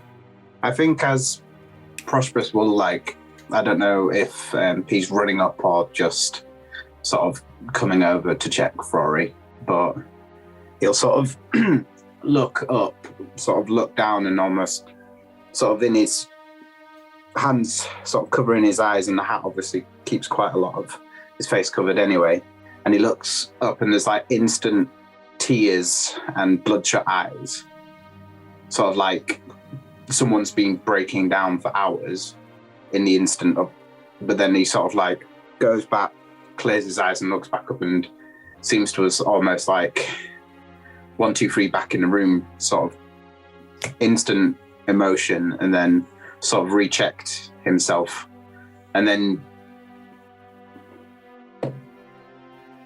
I can't roll above a 10, puts the most fake smile you've ever seen on, looking up at Prosperous, which is probably strange for P because he doesn't really hide anything from Prosperous. And then sort of shakes himself off and then sort of just turns around and offers Ephemera a hand down. Ephemera's still unconscious. Oh, wait. Yeah, he's going to immediately try and do what he can I will- with what Emma wants to do. I can, lay on hands for 30 hit points. Sure. Easy. Very nice, thank you. I will also lift Ephemera out of the tree. I'm going to say, Yeah, thinking well, about thank you, everyone's Chris. strength scores, that Freud's very much, I want to help, and you go, Yeah. take Ephemera out of the tree. Let's be honest, I doubt Rory can even reach. Oh no, is Freud there going, I want to... Okay, fine. Ephemera, it's only fair, roll me a D100 as you awaken in the tree. Okay. Let's see, where is that other pesky dice? There it is. And just for context, when I say fake smile, it is a free worth of trying to hide how Deception. Rory's Evie, feeling. that's either a 1 or an 100. 100. What? Oh my god! Oh, no. Hey, turns out the dice want this subplot to happen, so there we go. Keep going. Clearly, like, Take a picture of this for posterity. Prosperity. I rolled a 15, Mike, so I know that it You're was hiding fake. it. I'd have argued for advantage as well, to be fair. Like, being child in front. Ephemera, you wake up in a tree hanging upside down. This may be the first time you've been unconscious since you were reawakened. Wow. Frore is below you, gesturing up, trying to help. And you get snatched images, again, not as hard impacting as Frore's. I mean, you died, but you don't really know how you died. You get memories of living in a farm on the North Furrow, a very, frankly, mundane life. Perfectly happy and perfectly lovely, but no adventures, no gallivanting off. There would be no need. You remember being kidnapped. You remember hanging in the tree, but we don't dwell on that. You probably have a moment's recognition of Frore being a figure on a hill nearby trying to save you, and you are aware that you died. He didn't. But that is all you have before the point you already remember, which is waking up. There's not as much for you, but you do remember your name if you want it. Yeah. What is it? Jesse. Yay. Yes. I like that name. Just writing that down. With the 100 roll, you don't remember you remember your parents, and you remember where you grew up. You almost have like a sort of bing compass style location of where you need to go. There's no need to search. You have because you've rolled 100. You have like I know exactly where I need to go. I just kind of. Am I still in the tree at this point, or have I been taken down? I assume Process has taken you down by this point. I just kind of open my eyes, blink a little bit, and it's like, well, that was a very enlightening nap. Oh, I'm alive again, am I? Yes. Third time's the charm, I suppose. Is Ava's head still on her body? Currently, yes, on body. I thought I imagined that. She's very effective whether it's attached or not. Yeah. Oh, grim. As soon as Torben has fallen, Ava has sprinted, again holding her head in her hands for ease, probably holding in front of her so she doesn't trip over her own feet, and is running up the hill to do whatever she can for Ephemera. Oh, Ava, nice of you to join us. While you were off over there doing whatever it is you do, I found out where we need to go. How? It just came to me, if you can believe it. Right. Ava's voice is strangely reedy because Ava's pulling air out of the air. Put it back on. Give me a moment. And I'm going to give you a cure wounds at 3rd level, and hopefully that will weld your head back on. Effectively 1 hit point, it's fine. Amazing. Oh. Ava, your head is reattached, you're fine. For the beautiful thematic of it, can Ava help with her needle and thread just till it sets properly? Yeah. Lovely. I like to think that I've used moss as putty, just kind of help it. Love it. It's great. Amazing. Ate it. Yep. Love it. Yeah. Oh, God. How many hit points do I have? I was too busy being grossed out to actually listen. 11, 12, 13, 14, 15, 16, 17, 18, 19, plus Will do. 20, 21, 22, 23, 24. Hey. Healing. I'm back up to a quarter health. That's fine. Pretty good. It's a start. You know what? Rory's seen a lot, but he's going to just pass out. Just in the background, you just see. Can I catch Furore? Don't hit Yes. your head again, for God's sake.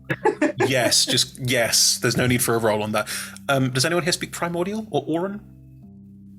Oh no. Oh, no. That was another character that I picked Primordial for, just thinking, it might come up, but no, not this time. Celestial and Draconic, but not Primordial. I don't know why I speak Draconic. That's awesome. Giant.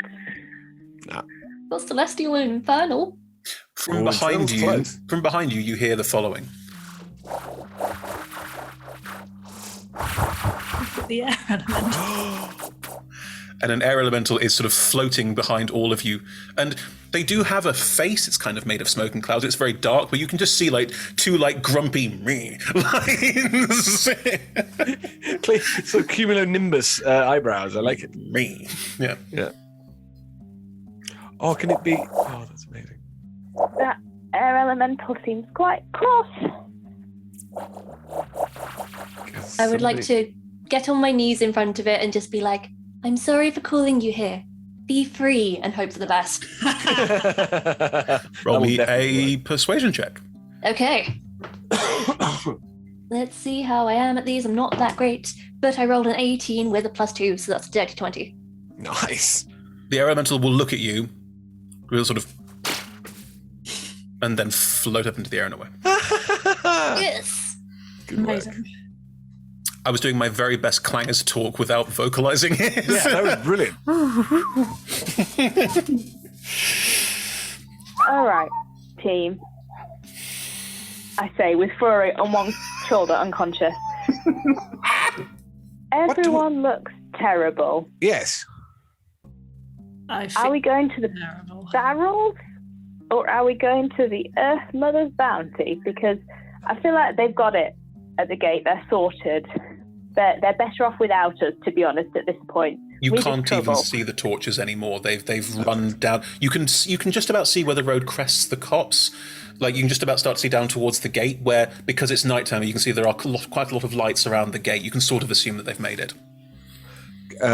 Which places are more defensible? I don't want to get into this trouble again. The Earth Mother's bounty is not defensible. That is the next step of bad people. I vote we don't go there until we've had a nap. Right. I'm definitely So the for that. barrel tree, then. I mean, there might be people at the place where the barrel tree is as well, to be honest. Back to the It's temple. all bad. The temple is currently abandoned. The Goldengulp Brewery, just so we're all on the same page, and locals, you would be aware of this, so for a doesn't really matter. Prosperous, you would be aware of this, and Viorka, you've been here long enough to know. It is a very large building. It is one of the larger buildings in Goldenfields after the Abbey, but it's also the tallest. It has a spire. You can see the spire in the distance even. It has a tower. It's called the... Hang on, it's got a really cool name, and my mouse is frozen. Hang on. You've told us before that it has a tower. That was like your one bit of information about it, aside from that it's got a tree in it that makes barrels. It's just really I'm very cool. excited about the tower. It's called the Dragon's Spire because a bronze dragon once hung out there for a bit. Cool. That'll do. Just Head to the Dragon's shoulder Spire. Furore awake on that Furore. Barrels or the Earth Mother's bounty? What do you think?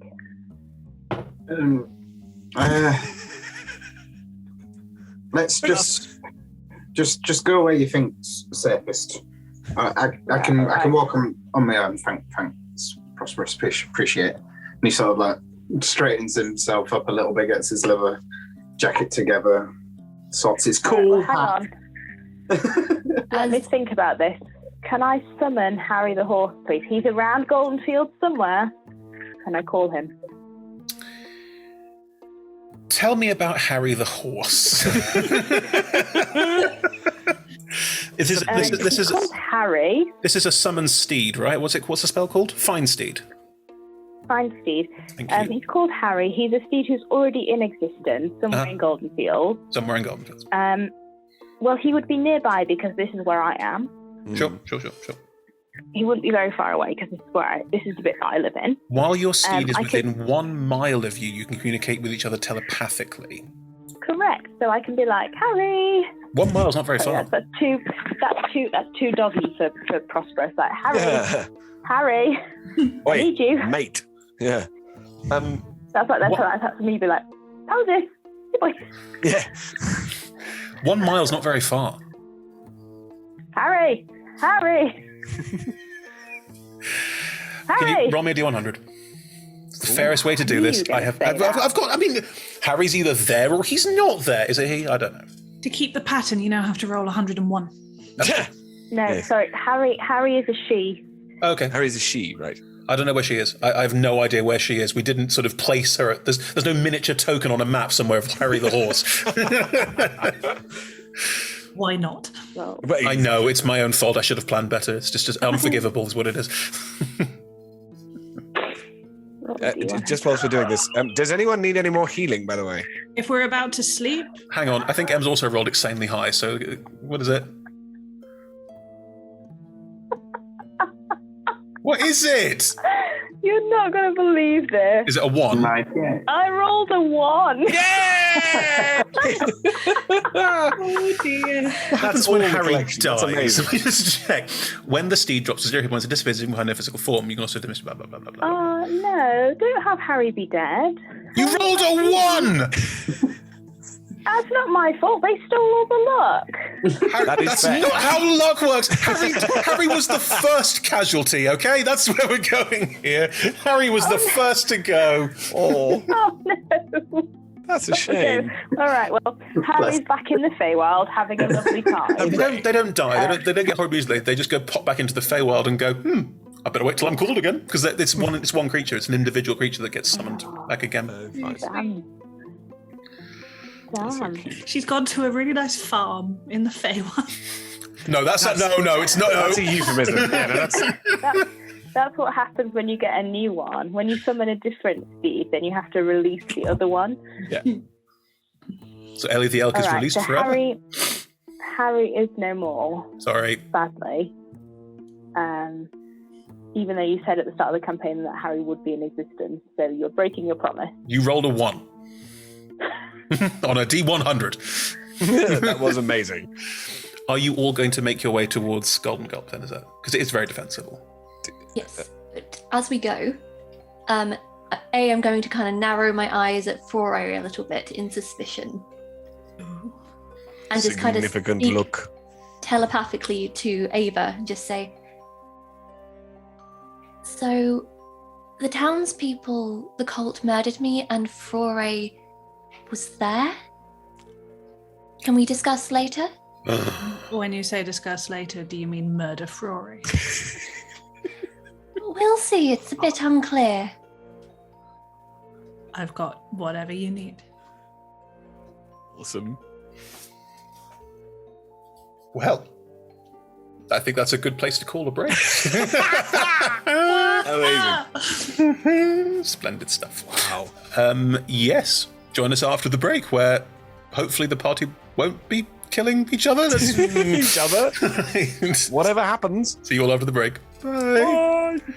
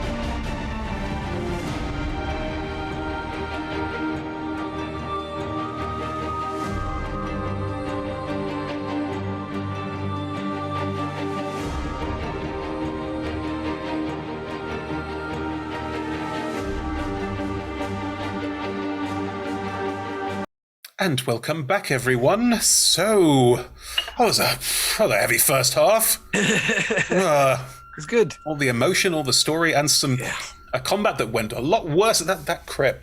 That's what it is. The critting with that thing. That's the nightmare. My head is back on. It's back with a mossy choker, you know. Yeah. I might keep it for aesthetic reasons. Sounds great.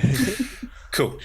Then in which case, you are all heading from Goldenfields town proper, i.e. the collection of long houses where people live in the centre of Goldenfields, up the road to the north that heads straight for Goldengulp, which is a building on its own by itself, slightly further up. You can see it from where you are because, as I say, there aren't actually that many wooded areas in Goldenfields. It's mostly field. So as you move out, you don't hear much shrieking or shouting anymore. It's almost as if there's a sort of strange quietude and lull at this point. But as you're moving forward, you can see, like on the edge of another copse in the centre of Goldenfields, which is where the pond was from earlier, the lake in the centre. You can see this very large, almost like manor house up ahead. It's got a couple of stories, 2 to 3 it looks like, and there's this very large, almost incongruous, almost like a folly, if we know what those are. Follies are strange things that were built by rich people because they're good. At the back of the house, which is this tower that's about 6 or 7 stories high. It's surprisingly big. There's not like a huge amount of like light around it or anything like that. The manor house itself has very large windows, and there is quite a bit of light shining out from there. So there's a bit of a beacon you can head towards, but we're taking up this road between these 2 fields. But the tower itself is just quite a tall, quite imposing looking monolith. I will get a marching order because you are walking through an unhallowed, undead-infested haven. We've got like 12 hit points between us. I'm aware. I'm up to 25. I'm also not going to pretend there aren't more undead around. So, what's the marching order, please? I imagine Viorica would be in the middle, but I'm willing to be swayed. I'll go at the front. I've got 14 hit points. What could go wrong? This could. Hang on. There is ways that Viorica can help with this for a start. I mean, you could do your 10 hit points thing now. That would help. Not bad, but I can actually just heal. Only lasts a minute, I think. Actually, no, they're temps, right? They just last until. Once you've got 10 hit points, they're just there. Yeah. There's some abilities with temp pips very clearly state that at the end of like a minute they go away and stuff like that. So it is important to make them. Yeah, no, but I think my one is you gain 11 temporary hit points. Really? But there will be a 4th level healing word for Prosperous. Okay, now so, how Viorica does this is he sings a lullaby to you. So in which case, if he comes up in the middle of an undead, go. You do it quietly. Yes, no, absolutely. It's a lullaby. It's definitely meant to be soothing. But yes, so Viorica will come up to your shoulder and go, you did very well then. Would you like to be put back together a little? I mean, I'm not sure you're going to manage that with one spell.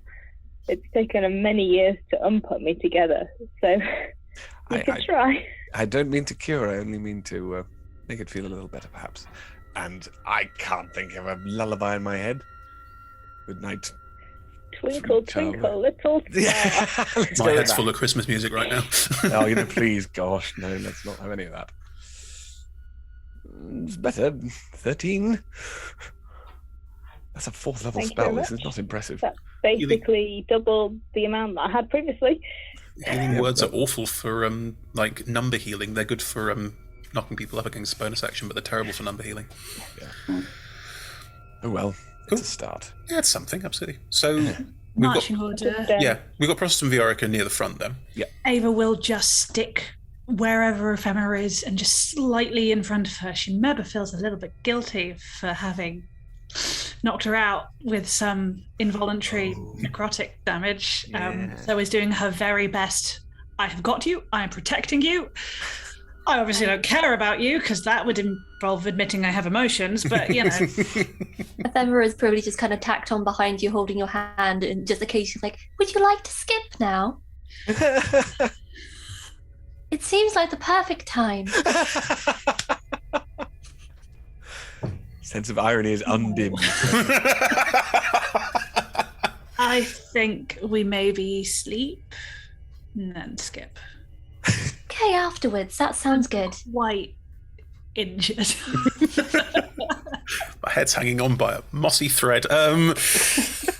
Foray, are you therefore at the back? Yes, I think he is.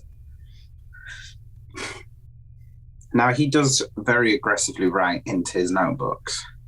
So I'd like him to be going back through, because I imagine he actually keeps almost like quick draw notebooks for the emergency times he needs to write something down. Quick draw notebooks, all right. Well, everything that he wears is quick draw. And he is going through some of his old notebooks at the moment, desperately trying to find where this has come from. Roll me an investigation check. Oh, yes. 28 plus, thank you. That's an insight. His insight's ridiculous. Investigation is okay. That is a 26. Nice. Going back through your old notebooks, you do note that there is a section, probably of about 3 months, where one book ends and another one starts. Something that you wouldn't have looked for or noticed unless you were looking very, very carefully. Interesting. So, forgetful. Rory was furrow. Okay. Yes, and really not focusing on what's around. So if you want to take away my passive for now, that's probably fair. Wow. Are we assuming, therefore, no stealth check? Sounds like no stealth check to me. Yeah.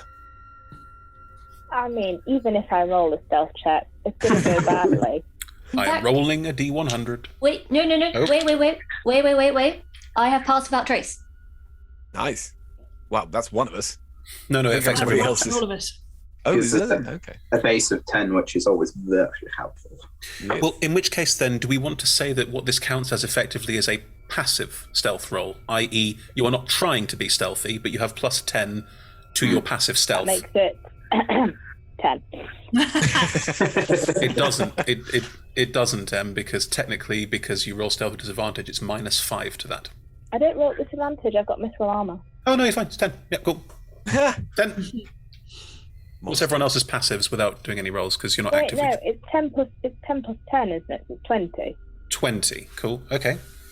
What on earth is passive Slightly better. stealth? It is your stealth modifier plus 10. It's 14. So 12, 24, 22, Oh, 9?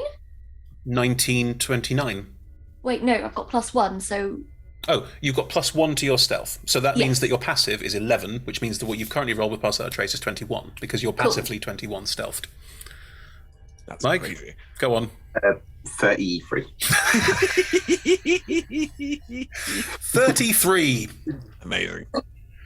I think with a passive stealth that high, and I'm certainly going to allow it, I think it's only fair, that you can make your way towards the manor house without incident. There'll be occasional points where you'll just slow down and stop, and you'll see a figure just making their way across the field, like moonlight catching across the field, and you can see a figure stumbling through the field strangely, and you don't really know what to make of it, but you manage to avoid any serious encounter.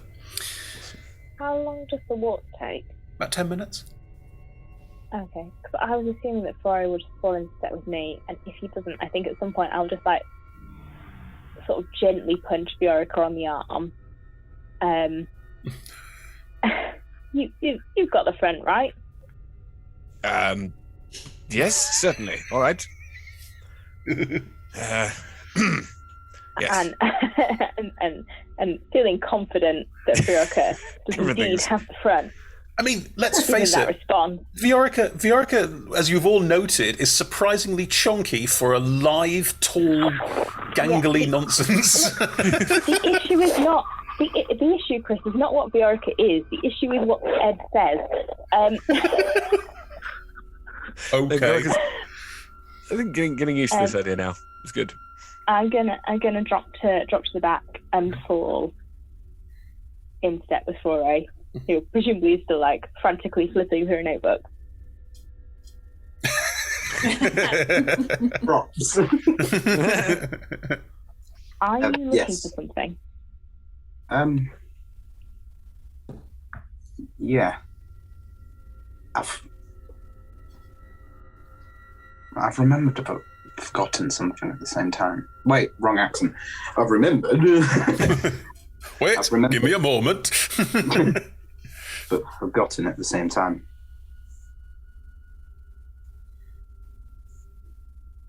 Sorry, let's walk this through. I need someone's second opinion here anyway. I remembered something about Mera. I can't pronounce it. Ephemera. There we go. I remembered something about ephemera, but I've got no evidence of it. And that makes no sense yet. I feel like I've forced myself to forget, and I magically forget? I remember a potion. You can forget this magically. Yeah. Chris, would you remove curse? Get rid of. Would you remove curse? Get rid of modify memory. There's specific rules about modify memory, so I'm going to check. This could be clutch. Yeah, I was going to say. Boop, boop.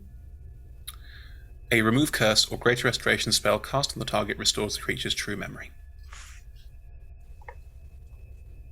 You want to know? Are you asking as a player or character? And that's a good question either way, isn't it? That is prosperous. That is prosperous asking for it. I think ephemera deserves to know. I'll just reach over and grasp her shoulder, and I'll cast remove curse on you. I have it always prepared because it is a devotion paladin spell. You feel, I guess if the weight of his memories felt really heavy, the feeling of the spell is like a brief moment of hope, of like Prosperous's belief in you.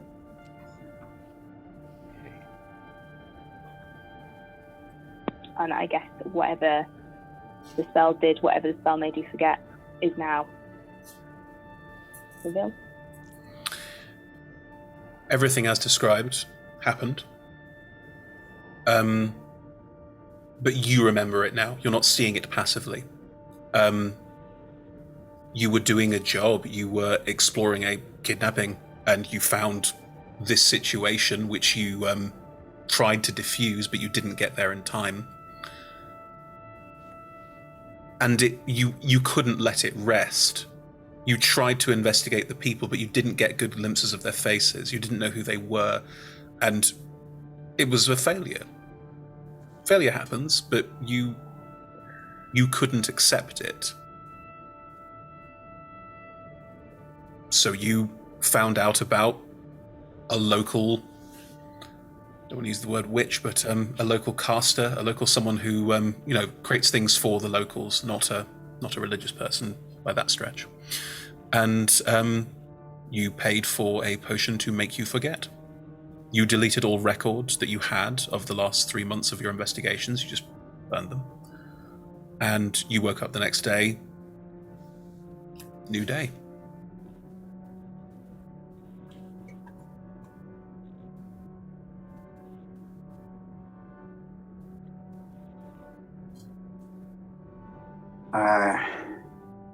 You can see like clarity and then shame. It's like like you say, sort of that hope and then that overwhelming remembrance.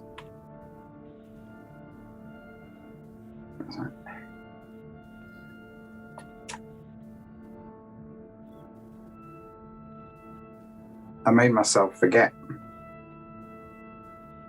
I couldn't handle it, so I forgot. But maybe I should have learned from it, not run from it. Maybe now's your chance.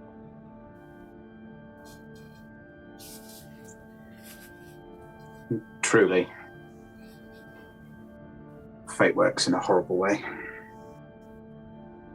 And he sort of like puts his hand on your shoulder and sort of gives you sort of a little squeeze of thanks without having to say it. I don't really think Rory thinks he needs to say thank you as such.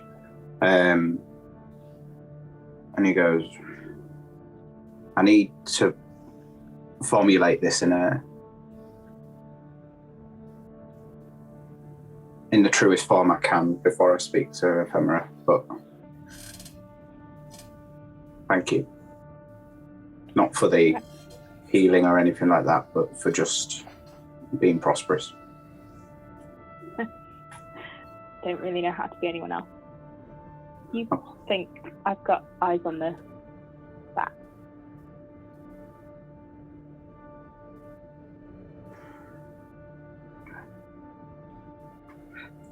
Let's do this. Viorica, as you know, the head of the party.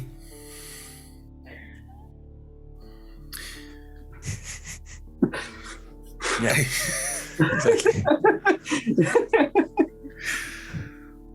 Ahead of you, the road continues straight forward and then splits and moves and goes... Let's check my map to get this exactly right.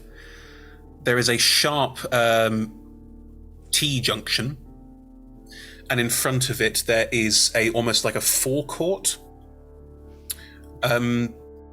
By the forecourt are large iron metal railings that seem to go around the edge of this mannered estate. There appear to be a couple of smaller houses in front, what look like workmen's cottages, but you're not sure.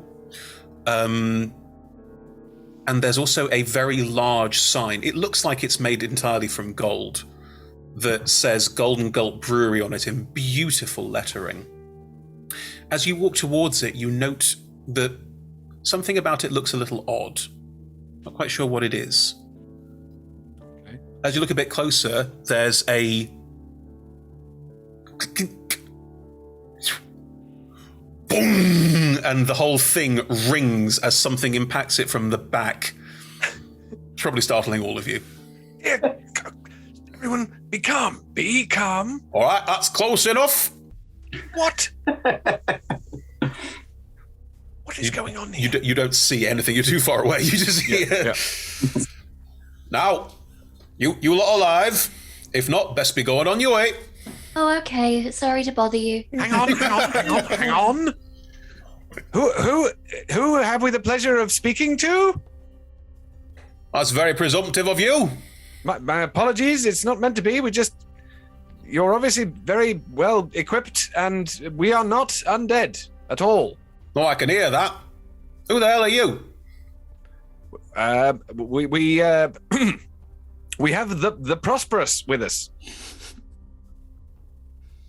We don't have the prosperous. Sorry, that was a. Right. Saying you've got Furore with you. Furore is with us. A member of the town. Guard. And Guard? He's not a town guard. He's a guard sort of outside of town. Right. I should know this. We've got good best people. Come in. You, shut up. Come in. Right. If you You're dying up there. If you know the feeling. If you continued into this sort of almost like a D on the ground, a semicircle, as you continue into it, you can see that the gardens around the gate are quite well tended. It's very pretty. There's a couple of very well, carve bush. What do? You topiary. Yes, there's topiary, mostly of like bottles and Nice. cockerel. Like, it's all very sort of almost like amusement park. Yes. There are also the remains of what look like a series of stalls around the edges here, but they look to have been abandoned. It looks like most of them are branded Goldengulp stalls and were selling booze. But there's a bit. The air has a slightly sweet, sickly smell to it because, frankly, there's a lot of spilled booze on the floor. Nice. As you head forward, these very large iron corrugated gates, one will open slightly outwards, and a rather portly, barrel-chested woman will lean out and just go, right, holding a gigantic heavy crossbow. Okay. Very glad you're so alarmed. We are only looking for shelter amidst this stuff that's happening. Ah, you're not local. But Rory? You see, I imagine Prosperous just alongside, and Rory just sort of walks up and goes, "Hey, all."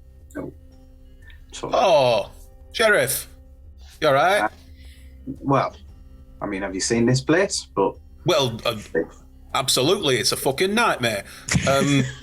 Good. Well, you best come in. Are these lot with you? aye. Right, well, we've got a couple in already. Right.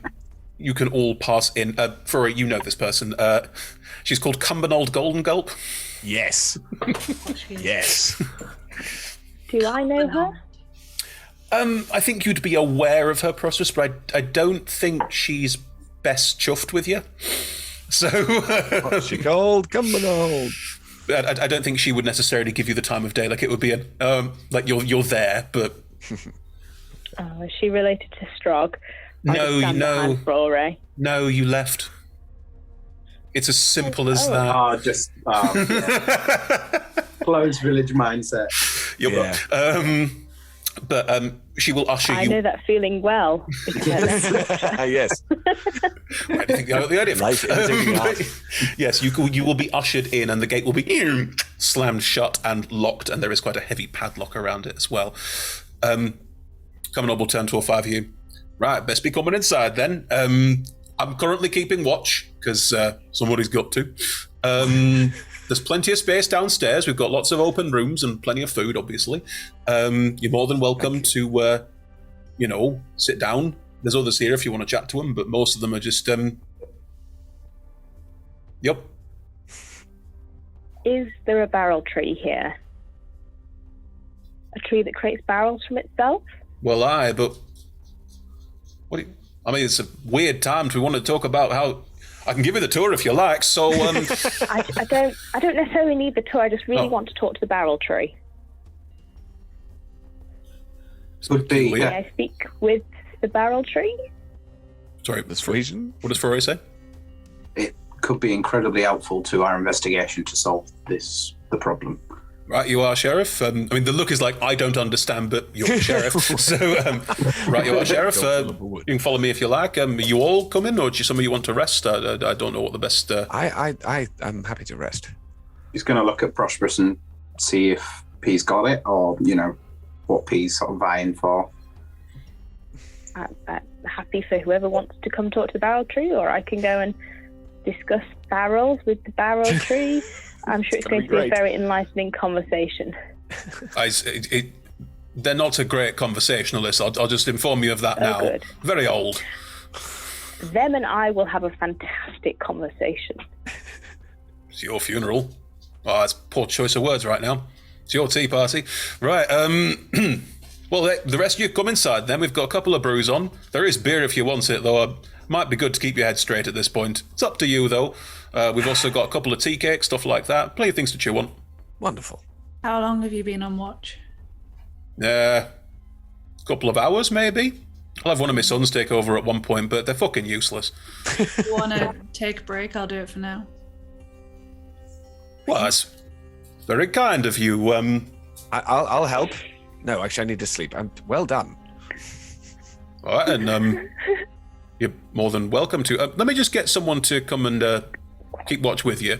No offense, someone local to just make sure that nothing untoward is happening. You A understand? reminder that when Ava is in her form of dread, she is honest to goodness, terrifying. When she's not, she is a really quite attractive woman with a load of charisma and a really smiley face. You're not local.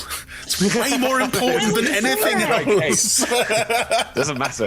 I mean, if someone's going to do it as well, they can do it instead. All right, then. Thanks. Eva, do you want company? I think my offer is being refused, so no, it's It's not so much being... Look, something strange has happened. It's probably to do with all the people in town today because of the festivals. So I think one of them brought in something nasty, and I don't know if that's you lot or not. So I think your problem is a lot more homegrown. So maybe before you start throwing stones, take a good long hard look at your lovely little neighbours. right, I'm gonna go and get my sons to take over from the Freaks. You're right, it's sensible, and I can agree with sense, but I'm not going to respond to that otherwise, thank you very much. And she's going to turn and go back inside in a little bit of a huff. Excellent. Yeah. Is she going to take me to the barrel tree? Wait, barrel tree? It's in the base of the tower. Oh, you didn't say... Don't say that as if you said it already. Oh, sorry, I assume everyone knows. Why? Well, you used to live here, you should know. Why would I ever... Never mind. Unbelievable. Just turns around and walks off. I think we've achieved what we came to. So who's heading where? Viorica's going to bed. Sleep, rest. I'm going to go see the barrel tree. I'm fascinated. Because I care more about that than hit points. So who's heading inside the house with Viorica to rest and chat and whatever? Grant. And who's going to see the tree? Mike, you haven't raised your hand. Yeah. Binary choice. I don't know what to do. Rory's gonna come with Prosperous, but he's like not gonna interfere. He's just going to like. It's more the fact that it's outside still. So The tree's not is it outside. Oh, is it inside? Okay, actually, It's at the bottom of the tower. I was not listening apparently. Neither was I. I'm an idiot. Oh, well. I will go chill out, I think. Rory is going to trust Prosperous to go get the information that we need. Lol. All Before you go, can I put like some paper and a pencil in your hand to take notes? What's this for? Oh, it's just, if there's any important information, it'd be really great if you could write it down just so we get it in the tree's exact words. Uh-huh. Uh-huh. Cool. Cool. Good. Good. Right. And who'll be writing it down? You can write, right? You know how to mean, read. Sorry, I I should can have just definitely- assumed. I'm so sorry. It's okay, I'll take it back. Someone definitely taught me. Rory definitely taught me how to write. I can write. If need be, you could Take just the do a little paper. illustration. It's fine. I can. I just choose not to. It's fine. Okay. I will. I can come be your scribe if you want. No. Right. I have the paper. I will write down Barrel Tree's exact words. That's what I've been asked to do. And if you can't, just get the essence in an illustration. Prosperous, Yeah. You've got this. Oh. You taught me how to write. Totally. Mm-hmm. Rebecca's laughing because she remembers the scene in Icewind Dale where I just opened all the drawers in Ash's No. office.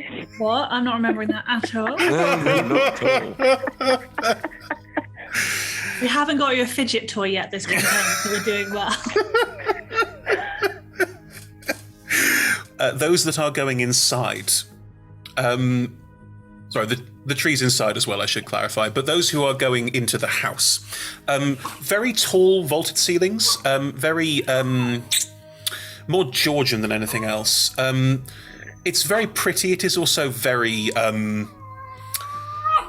over the top. Like, this is not a in fitting or in keeping with the rest of the village in any way, shape or form. The dog's upset about that for some reason. That's hilarious. It's not in keeping. Yes, how dare it? Can I have all four of you that are stepping inside, Froy with advantage because you've been here before, roll me what I'm going to describe as an insight check for strange reasons. Okay. I'm more seeing if the three of you get it, because Froy probably already knows this, but it's interesting. Insight, you say? Yes, please. 18. 19. 19.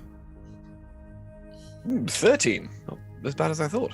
Well, Viorka has no idea, but... Off for the first time. Ava Ephemera, you can start to put two and two together here a little bit. As a grounds of this size, a farm of this size, would have had some kind of rich person, and there would have been a rich person's manor, much like you have Richmond House in the centre of Richmond Park and that sort of thing. This is probably the manor house of Goldenfields, which implies some kind of dukedom, stately ownership, that sort of thing. But you don't know all the details of that. This is really just me going, oh, the details of how this place came together. But anyway, you have that now. This is information that you have. Froy already knew that. Excellent. Yeah, I've got 25. Yeah, you already knew that. So, yes, inside there are the front hall is there's lots of shoes all over the place, and as you step inside, a couple ahead of you will turn around and go, "If you wouldn't mind, don't suppose you have indoor shoes, do you?" No, not for years. I'm happy to go Viorka is finding all this quite funny because the patriarch background he has means that all of this is kind of like, oh my god, I'm home. It's this country. So yes, weird. but Ed, it's country villa. It is a But difference. that's what I'm saying. Exactly. Yeah. That's the difference. It's kind of like, oh, this is I don't know how to deal with this at all. It feels like I should be in front of the fire. Oh, lovely. And if you all sort of look a bit perplexed, and Ephemera, you said something and we'll cut across. What did you say? Sorry. Oh, sorry, I was thinking, I'm happy to go barefoot. Oh no, don't worry. We've got I'll find some more slippers, and coming up, we'll go into what looks like an antechamber of room, and come out with quite a few sets of. They're basically house slippers, and it looks like they're the same one that's been replicated magically quite a few times. And she will just place them in front of all of you and go, "There we go." Sorry, the floor's marble.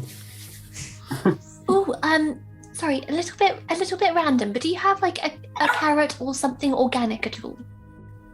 Oh, there's plenty of food if that's what you're looking for. Oh, brilliant! I promised I'd feed my bag. Don't mind me. Righto. Well, but if you want to head into the drawing room when you've taken your shoes off, and you can see that through some double doors to your left is a very large, high vaulted room with quite a lot of sound, noise, lights coming from it, which you can step into. I presume you all change your shoes. Yes. No. Ava doesn't change her shoes. After they've gone, Ava will very carefully wipe her shoes. She's not an animal. She is not putting on slippers. Doesn't go with her aesthetic. They're really comfy. Life is pain. That's your answer for everything.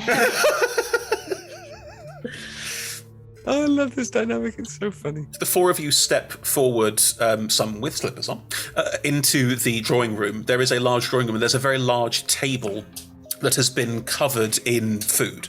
There is a lot of food here. Plenty. More than enough for anyone to eat if they needed to. There are about 15 people, which is... There's more food here than 50 people could ever eat, milling around here. Looking at them, you would assume that about 5-10 of them are locals who got shelter, and the remaining 5-10 are all slightly more landed gentry and are trying to have a conversation and keep everyone comfortable, but also a certain amount of, I don't really know what you're doing here, kind of thing to it. But so the room has a very clear sort of like awkward social etiquette the moment that you walk in. As you walk in, one of the figures will turn around and look at you, Ava, and go, did you not get the memo about the sandals? I chose not to, but thank you for thinking of it. Oh, splendid. The figure turns around again and goes back to what they had. Sorry, It's horrible. I'm playing Ed and mine's childhood, so it Yeah, has to be a little played well. Do you all go for food?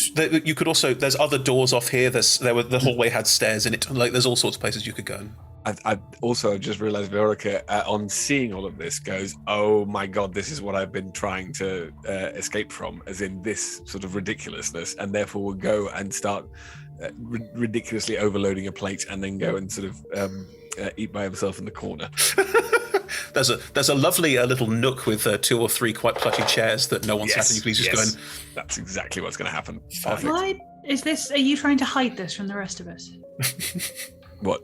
Your deep discomfort and No, not at all. It's the teenager who's gone off to Goa on the gap year and has come back and is dressed in a caftan and comes in and just goes, "Oh God, these people," and goes off to the nook. That's bad as the rest of them is what you're saying. Yeah. Good. Ava might follow you over, not in a creepy way. For once. Understood. Just be there for now. I would like to just. Oh, sorry. Don't know. Carry on. Tiny Look at them all. This is the true horror. Yes. Exactly. Sorry. Carry on. I would just like to grab some, I don't know, cheese cubes is what I'm imagining. Oh yeah, there's cheese cubes, and they're stuck in a pineapple too. It's everything you'd expect. Yep, take a few things, just kind of pop them into my bag. Just say, "There you go, Petunia. Here's a good bag. Here's a good bag. Yeah, it's to you." Oh, sorry, Mike. Sorry, did my bag just give me a little kiss? No, it smacked its lips. Oh, I thought you just went. Sorry. I was going to say it smacked its. Never mind. Your bag is now our dog. That's what our dog does. It smacked its opening. Oh. I was going to say it smacked its flaps. I think I've really pulled it back. I know. I see there was nothing better. I agree. Agreed. It's approving noises. It makes approving noises. Yep, you're feeding Petunia. That's fine. Mike, what's Roy doing? He's getting something strong. Is there anything strong? There is a table off to one side, which has clearly been decked out in a kind of, look at all the product, because they are a brewery, and there's a lot of like bottles where all the labels are turned out so you can just see them. They're in like delicate little rows of 5 going back, and then there's a couple of there's like only like 2 or 3 that are clearly quite special. You'd probably be aware of all of them. Goldengulp make beer, mead, and cider, so there's a lot of choice. Well, they've got everything they need to make everything here. You see, that's the point. Honey mead. But you could very easily take your pick of anything. You probably have a favourite. Yeah, the North Furrin will have all of them. Yeah, he'll just literally like nonchalantly swipe a bottle and go sort of sit down. Not necessarily private, but somewhere like away from. Are you with the other 3 who are all sort of going to their bit at the side, or are you no, he's going to go take himself elsewhere. You can find another private corner. That's totally fine. Once I've finished feeding Petunia, I'm going to kind of go back over to where Ava and Viorica are and just kind of be like, not sure I trust them. What, these people? What, No. You could throw them. No, they're awful. They seem terrible. They do. I've been trying but to escape from my whole life.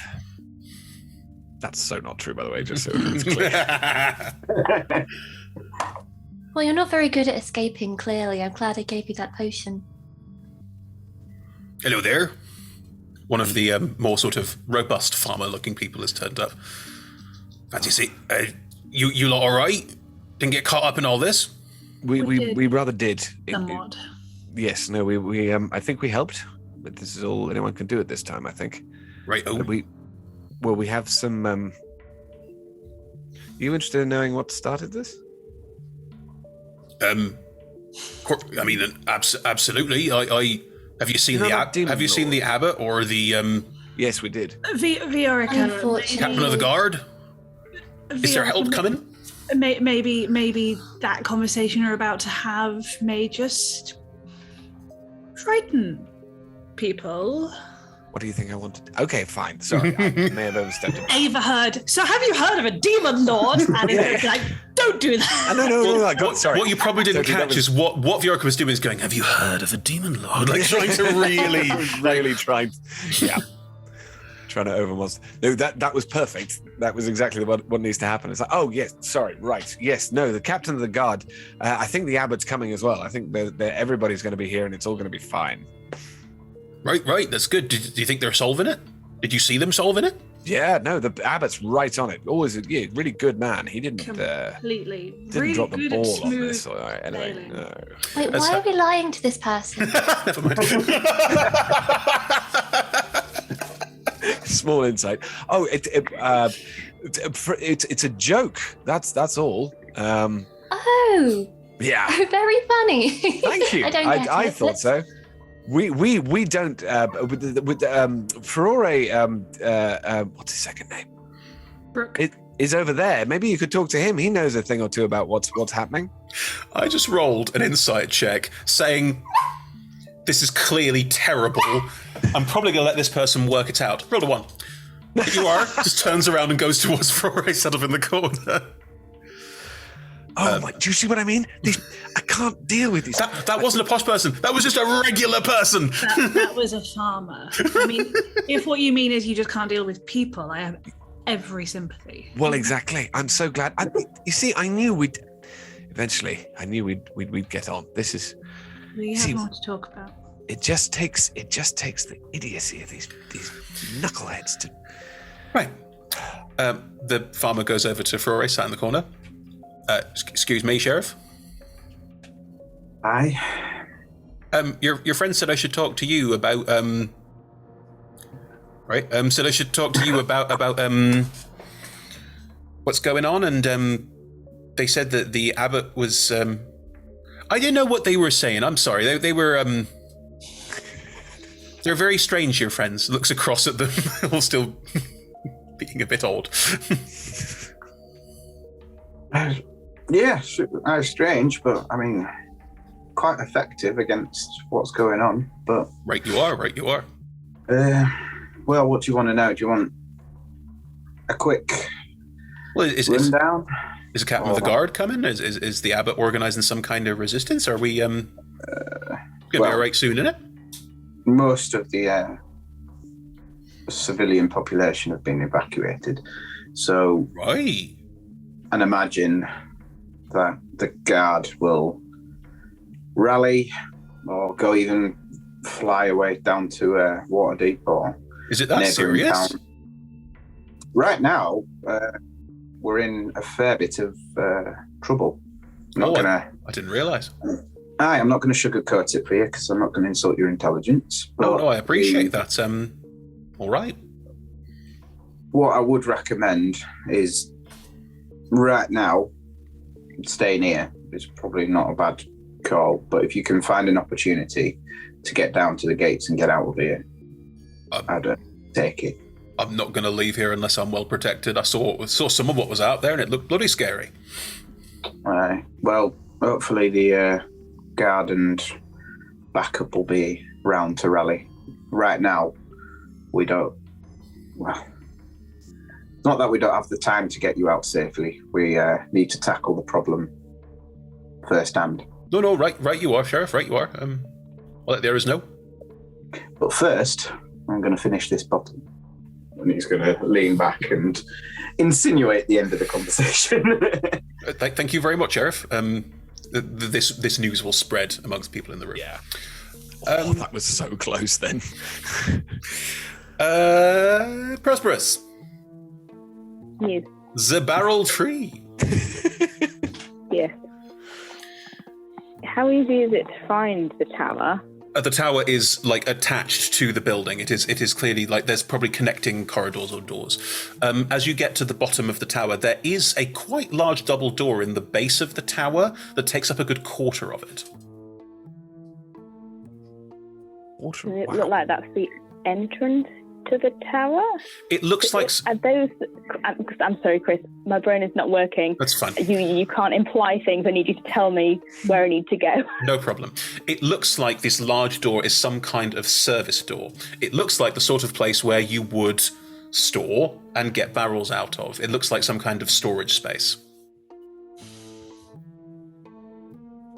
Well, open the doors then.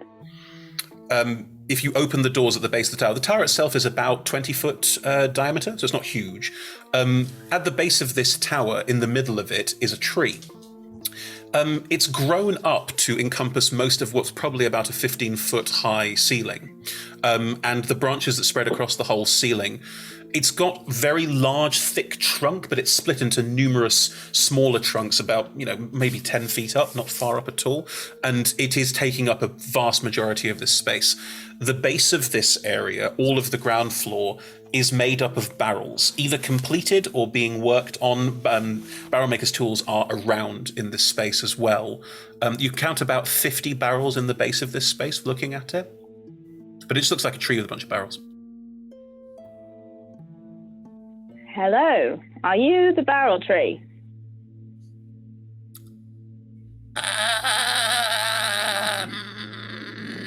Who's asking?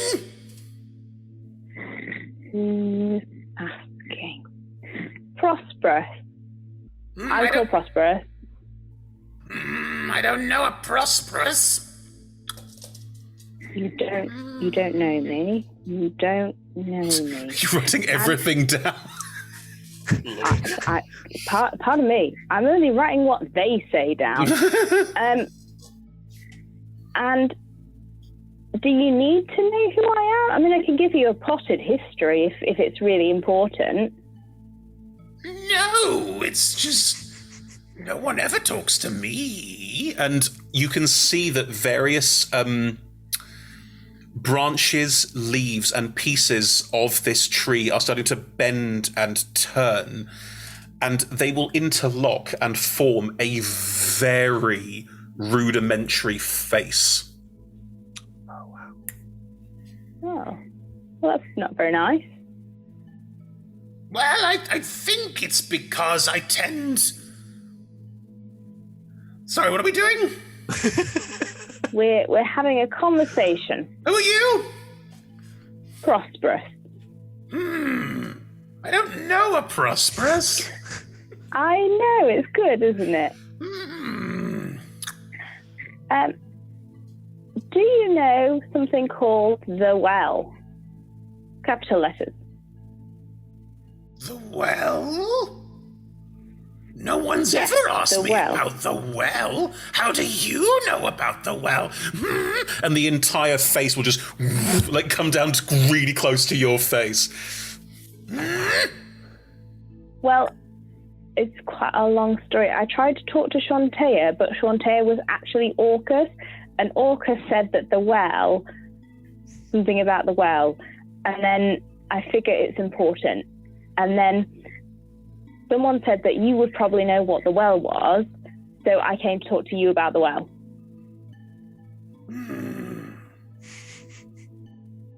What Well are we talking about? The Well, capital letters, Oh, the Well. the Well! No one's ever asked me about the Well before. I know, but I am, and I'm Prosperous, remember? Now you know me, because we've met. Prosperous? I knew a Prosperous once. Yeah, so you can tell me about the Well, capital letters. Hang on, are you Prosperous? I'm Prosperous, yes. Oh. So this Well. Oh, the Well. No one really asked me about the Well, you know. The Well, it's very special. I know. How do I find it? Oh, you can't find the Well. The Well finds you. No, that's bollocks. No, that's just something I say. It's hidden. I mean, who are you? You know me. I'm Prosperous. We're talking about the Well. Prosperous? You can't find the Well. It finds you, but that's bollocks, remember? No, that's the kind of thing I would say. Yeah. It's hidden somewhere. Where's it hidden? The Well? The Well, capital letters. Well, the Well's hidden. The whole point is that it's hidden. Yes. It's Jontea's secret. How do you find well. it? Well. How do you find... Let's not call it Shantea's secret well. But that's what it is. I know, but we're not calling it that. I'm not going to find Shantaea's secret well. Oh. But you want to... We'll just call it the well, capital letters. Which well are we talking about? The well, the hidden well of Shantaea. Shantaea's secret well, yes. Yes, that well. Well, in this glade, behind here. And the branches sort of frond down. You can see that this glade does extend from the back of the house out. It's probably grown over by now, if no one else has found it. If they'd found it, they'd be talking about it. And they don't. Or do they? Do they talk about it? Vaguely. No, then maybe they have found it. It's covered. It is a well, goes deep into the ground. It's where the sacred water comes from. What sacred water? No plants can die near the sacred water. No plants can die near the sacred water. No! Is that important? I don't know. What are we talking about? The secret well of Shantaea. Oh, yes! It's quite good, that. Plants don't die. Right. Anything else important about it? I can point it out to you. Yeah, that would be great. It's over that way. Do be careful, though. If you can't see it, you might fall into it. That'd be bad. Okay. I'll try not to fall into it. Fall into what? Nothing. Right. Have you considered not chopping more of yourself up into barrels? I do what? Nothing. Righto. I've got to make some more barrels now. Don't? No, it's fine. I take off the bits that are... And you can see that at the base of the tree, the trunk has not been whittled down to nothing. It's been very carefully and selectively carved to remove the outer part of the wood, which then would regrow and would have branches split off it. And then those branches are trimmed and cut off. It's a very careful, elaborately well thought out process. The biggest bonsai tree in the world. Yeah, basically. Have you considered that maybe you're damaging your mental capacity? No, I'm just old. Who are you?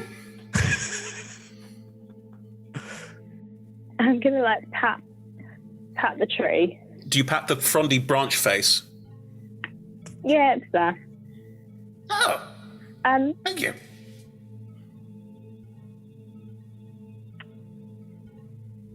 You won't remember anyway. Well, remember what? Good job making barrels. Thank you. Did you want something? No, I just came down here to tell you that. Thank you. The branches will slowly start to unknit if the conversation is over and just frond back out. That was really beautiful. Thank you. I will leave. Cool. You do. I probably won't go straight back into people and houses and things yet. I'll just sit outside where I feel kind of closest to Shantae, even though she's not here necessarily, and just stay. The lake, as described, is on the back of the house. It abuts, not quite directly, but there's clearly a sort of well-tended lawn leading down to the lake with a small fishing dock and everything you might expect. It looks very well-tended, very quiet. There's no one out here, obviously. You can see that the metal fence does continue around and then reaches the edges of the lake and stops a good sort of a way away either side. It doesn't encompass the entire lake. But yeah, you can sit there and just relax. Take a moment. In a moment of frustration, I will throw my sword away as far as it can possibly go and shout while no one can hear me. And then just sit here for a bit. It reappears in your hand.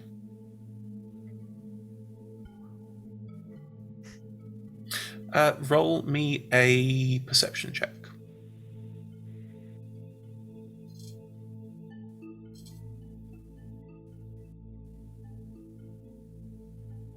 23. Nice. Looking out over this lake, again, it's quite sort of deathly still and quiet now. A lot of the sort of early, oh god, something's happening, something's going wrong, has stopped. It is now just quiet in most of Goldenfields at this point. You have noted since the start of this that you haven't seen any wildlife of any kind. Presumably because they all ran away, which makes sense. Apart from farm stock, like wild wildlife you've not seen. There's a bird, a small bird, probably some kind of tit or finch, just flying in between some of the trees.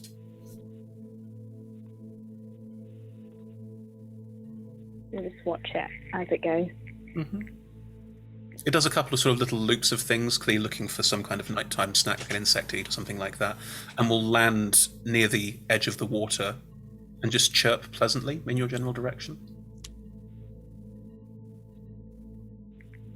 I think there's something to like jump out of the water and eat it. No. Just sit and watch it. Mm-hmm. It'll sit there sort of pecking things, looking for more food, and will eventually fly off. But I guess maybe throw some. Probably got some sunflower seeds on me. We'll scatter some like in its general direction before it flies away. If you throw some sunflower seeds, it will just fly over and peck a couple of them. But it won't get that close, and it won't be that friendly because tiny bird. It will just go food, scary, and fly away again. Yeah. Cool. Inside the house, anything particular anyone's doing, or are we bedding down for long rest, looking for somewhere to stay? Well, depending if, Viorica, Viorica might get some booze and then drink, as it were. If he's got 3 bottles, drink the first one far too fast, and then sort of go, no, everything hurts, and he's going to probably head off to bed. If you head across the large marbled hallway, on the other side is what looks like a second drawing room or some kind of almost like dining room area that has been set with cots. Oh, lovely. Yeah. And we'll go and bed down in one of those. And yeah, with an itchy blanket and feel sorry for himself, just like he likes it. Great. Ava, Furore, Ephemera, what are you doing? Watching Rory get drunk, hella drunk, I assume. I'd like to just kind of... It's like he drank heavily that first bottle. That was like, the classic deep breath and then chill. It wasn't like he knows he needs to keep his head on straight, but he needed that quick head rush just for a second and then, okay, 1, 2, 3, back in the room. You weren't searching for unconsciousness. It was okay. Yeah. So originally it probably looked like that, but then he definitely sort of mellowed out and just chilled out. Okay. I'd like to just say to Ava, so the cult in this village that we were fighting earlier, they're the ones that killed me. I think it was a sacrifice or something. And Furore, he saw this. I think he was trying to save me, but if he was, he's known about the cult this entire time. He wasn't lying before when you spoke. I'm good at telling when people were lying. He didn't know that.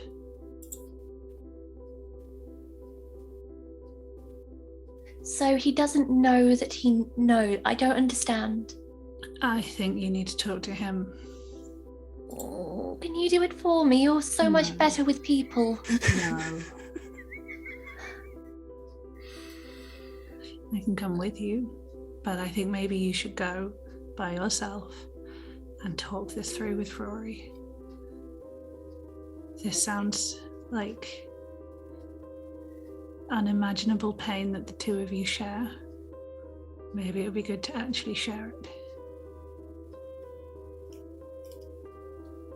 I mean, I can try. I can take Philippe with me, right? Just going to say, take Philippe. Why don't you pop him where he likes, just there?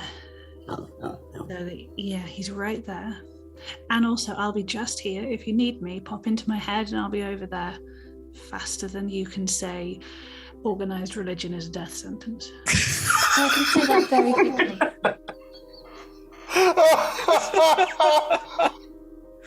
Hot We'll damn. unpack that later.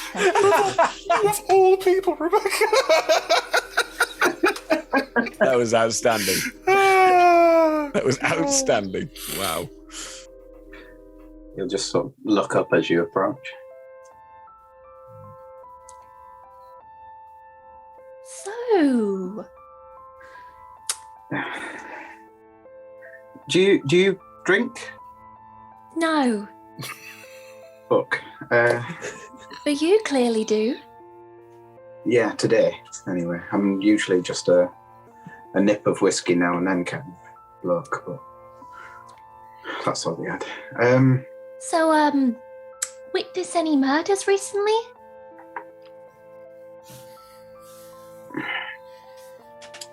Can I pick up with passive insight that is? I think everyone in 100-mile radius put up with passive insight. Viorica briefly wakes up. Someone was being salty. Someone is even again. From across the room, we just see Ava facepalm. Yes, of course you can. Right, I've got something for you, but I think we need to talk because something's come to me attention, and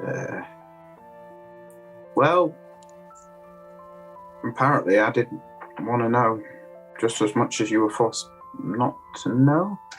I don't know. This all seems very vague. Right, and he's going to get out a fresh book and going to pass it to you. As you open up the book, you can see it like an incredibly, like a statement list of his investigation, or whatever, anyway, what he can remember of the story, but what actually happened to you, sort of times, dates-ish sort of stuff, for you to glance through, and he's like, it's up to you if you want to look at this before I say what I've got to say, but it's up to you. I'm gonna go with after, so you better start talking. Right. When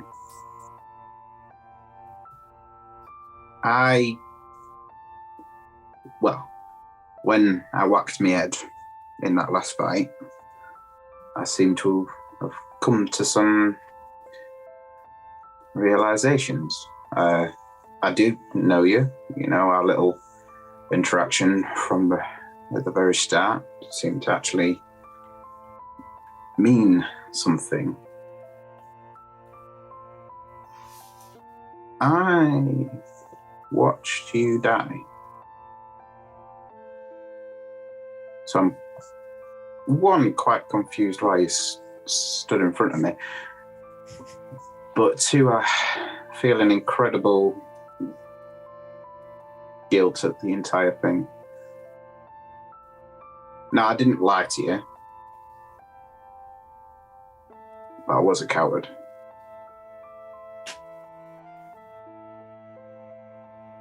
I chose to forget what happened to you.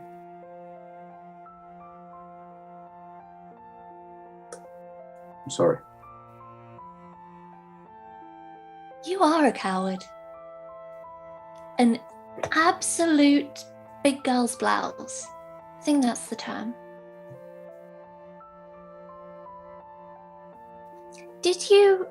So you've been investigating this cult for about 10 years, and you let it get to this stage? When I chose to forget, I didn't just rip it out of my book. I physically forgot. I took a potion, I think. I I take it back. That's not just cowardly. That is grossly irresponsible. This entire mess is on your head now. If you had kept those memories and kept looking in to my literal kidnapping and murder, well, the whole events of today, it might have still been a sacred place.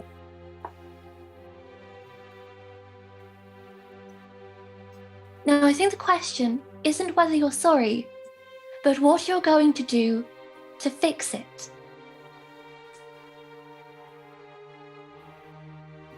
We've got the information we've got.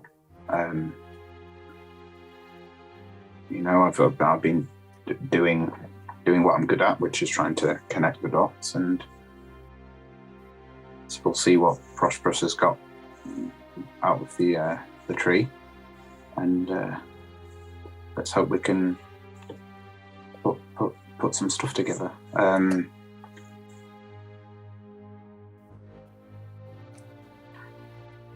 Did you tell my parents what happened to me? Yeah. Now I remember. I sat down with them, and they, which is all their right, they couldn't accept what I had to say, and so it didn't go the best. But I hoped it gives them some sort of closure.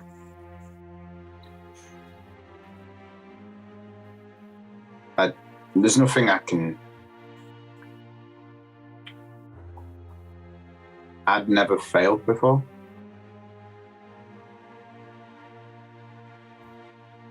And I couldn't handle the shame. So many people believed in me at the time. And the only person that really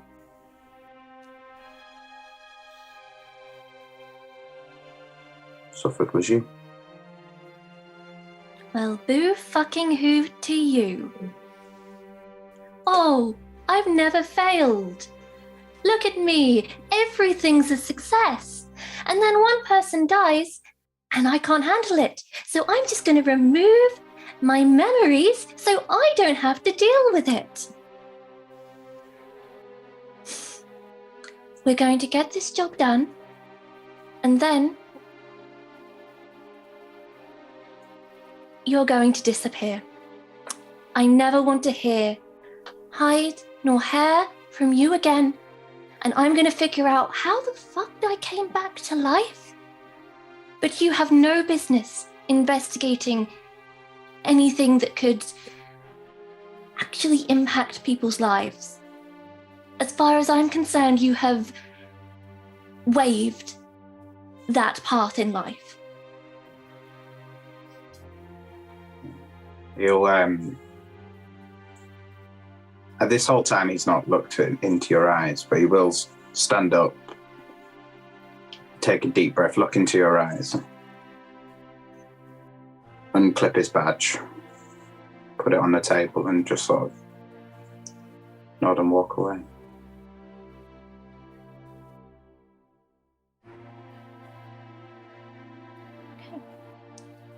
I put it in a pocket, straighten up, and just speak to Ava and say, "It's done." Are you okay?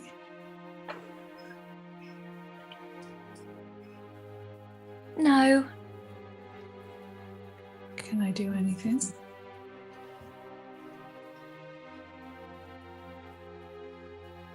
Let's just find out what's going on. Maybe find out why I was resurrected, which I'm still no closer to finding out. But on the bright side, Flore isn't in on it, he's just incompetent. What did you say to him? He does not look okay. He doesn't deserve his badge. He does not deserve to have responsibility for anyone else's life. Is that your call to make?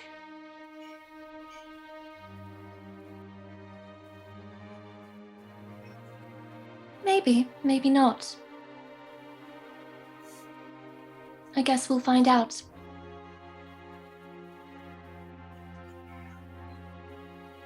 I think Ava is a little wrong-footed seeing Ephemera this cold. She's not quite sure where this skipping frog girl has gone. Does Ephemera look like obviously not happy? Does she look like she needs Ava? He looks shaken, a little angry, but mostly stoic and just a bit out of it. Probably like she might need a bit of a hug, but then some space. You need sleep. Shall we go find where somewhere comfy is? I don't really sleep, but that sounds like a nice idea. I know that. We've been travelling together for months. We have. It'd be weird if you hadn't noticed. I know. Ephemera. Hmm? I'm going to go talk to Rory. Your funeral. Or mine, as the case may be. That was not a good joke. I'm sorry. It's fine. Just, Sorry. you know, I will walk with you into hell and back. But I know you didn't have a choice whether to forget or not, and that gives you a different view. But if someone gave me the choice, I think I'd take it.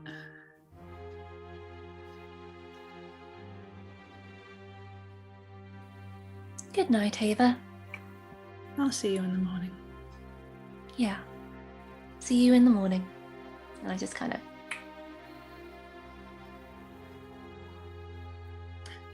Ava's going to stay still for a minute, sort of coming to terms with her quite abrupt dismissal, and then swipe a bottle of something that looks interesting and preferably brightly coloured and take it over to Rory. There would be a sort of summertime fruits cider. Oh, Pims? no, I meant brightly coloured like magical and weird rather than... Oh, no, none of this is like... This is. Then we'll go for the hardest liquor she can find. Wow. There's probably a very heavily fermented cider. What's hard cider? There's a very hard Rattler. cider. Cornish Rattler is what we're An going. extremely hard cider. There's a brick cider. Plonk it in front of Rory. You look like you need this. Rory's like, is there like any doors? Yeah, it's a manor Going- house. Like facing outside, like a decking or something like that. I'd say there are patio doors. I mean, it's that sort of house, isn't it? Yeah, well, you know, he's the door's open and he's leaning on the frame and he's doing that like stress smoking. Stress smoking. Great. And then sort of like looks across and I guess, well, only if you have a bit with me. Oh, if you insist. Yeah, throw the smoke away and sort of stomp it out. And Look, I want to say that I wasn't eavesdropping, but obviously I was eavesdropping. Like,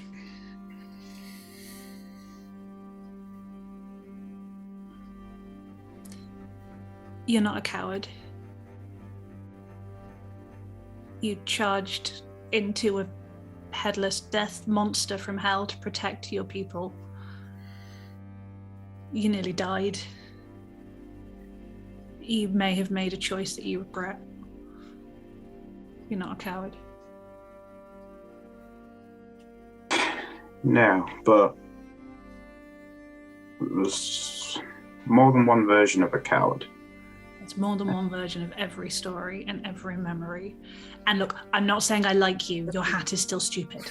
Yeah, it's stupid. But I'll pull it off though. It's stupid, but I'll you pull it keep off. telling yourself that. Right, well, But look, no, hang on. I used to be good at this.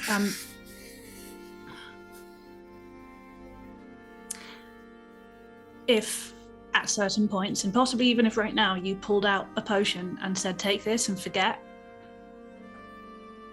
If it meant forgetting ephemera, forgetting that I had to help the people of Goldenfields, and forgetting that voice in my head, I don't care, I'd do it. So you can call me a coward if you like, but no one's tried it and survived. Fine. I'll say I'm playing around with a whole mountain of new emotions that I'd lost for, 10 years. And genuinely, what you're saying for some people would be true. But right now I need to treat myself as a coward, so that whatever I do next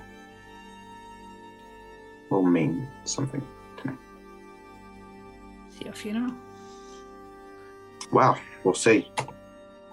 Look, clearly you're going to be a heroic martyr for the next few days at least, but when you're ready for it, if you make it that far, something I have been telling myself every day to survive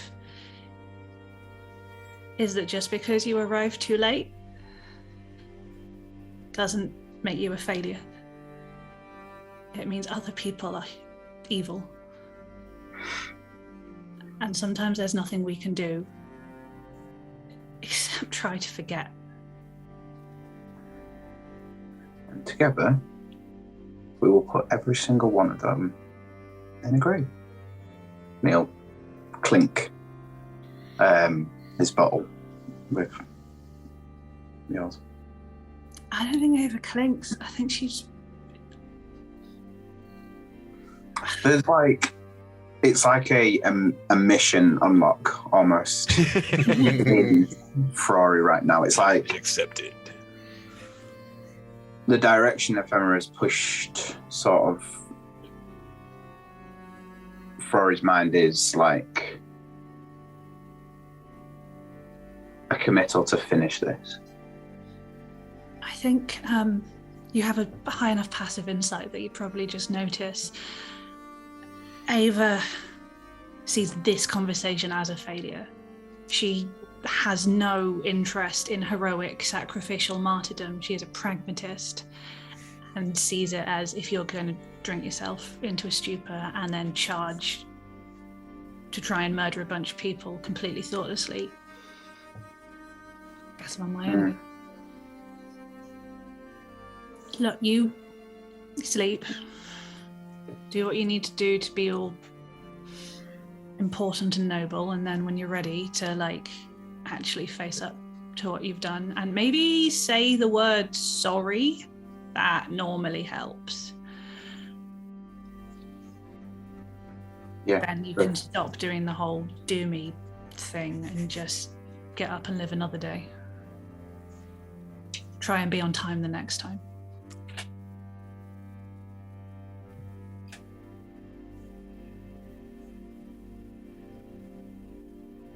Yeah. I'm going. I have to go talk to the evil necrotic entity that lives in my head. I'll see you in the morning.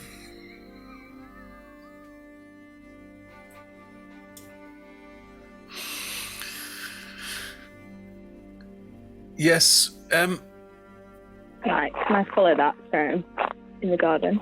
Yes. So in the garden, Prosperous takes off the 2 arm guards that belong to Edie. Yes. Puts them on the ground in front and says, I don't need these to remember you. And buries them.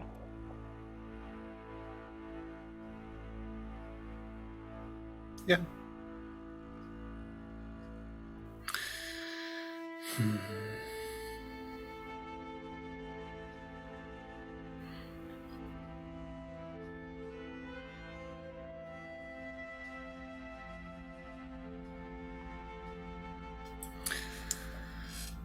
As you do, as the earth falls over them,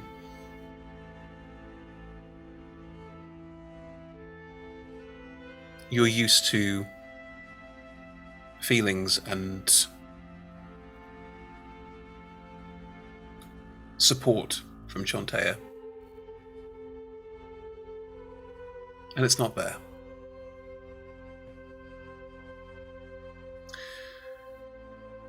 But you know her well enough.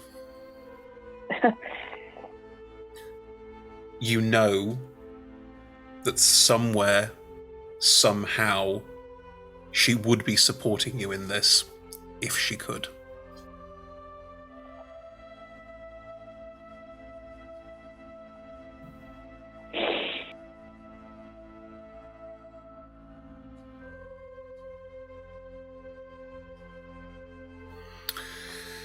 Right. Yep. Well, you will get the effects of a long rest, because you will sleep through till the morn. Yeah. And you also all level up. Hey! Oh, Amazing. Not like we need more spells, but You don't know what's I need coming. more spells. well, yeah, no, more spell slots would definitely. Well, that's the warlock for you. I have 2 final things to do, and then we'll wrap up, because it's a very emotional one today, but a couple more story points need to be hit. Rebecca, you were going to speak to the voice in your head. Was, if there's time. Of course there's time, go for it. We'll find outside. I think there's too many people. Hate people. The this area, there's a warded off, there's a fenced off area with some work people's houses that are currently abandoned. There's plenty of old quiet places to sit if you wanted to find one. I will find an old quiet place to sit then. It's a bit like the inside of one of the coops from Chicken Run, as in lots of sort of double, lots of bunk beds, but there's nothing on them. They've all been taken for the cots, and it's just an old, abandoned workman's cottage that's probably a bit too small and a bit too pokey and a bit too... Sounds great. Yeah. And then reach into that familiar itch in the back of my mind. You were right. When Ephemera turned up, you said, be alright for a while, but the only one I could rely on really was you. You can't really rely on anyone but me now. Yeah, however, I thought I could rely on you, and then today I got beheaded. Very nice that I stayed alive, but still, I'd like not to be beheaded again. It's not my choice whether you get beheaded or not. I can't reach into the material plane and take away the scything blade heading towards your neck. What I can do is make sure that you don't die, which I did. You did, This sounds a bit like ingratitude. No. Well, it does. Then I'm sorry. It's alright. I can be capricious too. Yes, I know. Your friend's right, by the way. Yes? Which one? About what? The one that's actually your friend, not the others you tend to spend time with. I'm not sure if that's true anymore, but what's she right about? The boy with all the guns. I don't know what his name is. Brooke. The boy with the silly hat. Brooke. Whatever. He's a fool. He let his feelings get in the way of something practical, and it not only led to someone's death, led to a lot of people's death. It is all entirely his fault. He could have prevented all of this from happening. I'm glad he didn't, don't get me wrong, it's my ticket in, but let's not kid ourselves. Frailty, patheticness, these are things we have to stamp out. I suppose that's what I want, not to be ungrateful, but I came to you in a moment of weakness, and you made me stronger. I want to be stronger still. I can keep teaching you things. We can make it part of this level up the DM was talking about. That's what I was thinking about. Maybe. But in the meantime, take this as a lesson. It's a good lesson. You wouldn't take the potion because you shouldn't forget. It makes you stronger. Yes, but feelings make you weaker. And I want No. Feelings give you power if you draw from them. If he'd had the courage to stand up to his mistakes, this wouldn't have happened. So what you're saying is I should go back to Kellenvor and stand up to my mistakes. In good time. I don't want you to pretend that your time with Kellenvor didn't happen at all. I want you to turn up at his doorstep, one Dvorkus in one hand, my power in the other, and say, go to hell. And then he will. Oh, that is a nice image. See? Just, yes, if I get weak again, I'll keep feel free to reminding you. nudge me in the right direction, whatever it takes. Nudge, please. I'll do exactly what I've always done, which is take your weak parts and strip them away. It's appreciated. I know. I must go back to my friends. Or they'll worry where I've gone. Before you do, here's a couple of little new tricks you could try. Oh, look, I'm level 13. Ooh. Lucky for some. Oh, she's so horrible. Good. I love it. It's awesome. I hate it. It's amazing. Oh.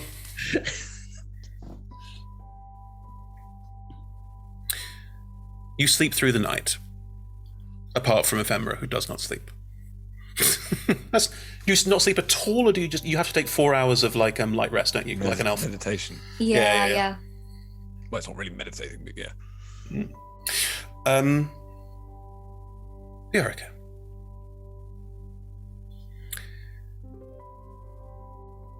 Roll me a D100. Oh Lord, all right. Whose execution are you going to remember? Execution? Lynching? I don't know what we call that. Sacrifice? All of the above.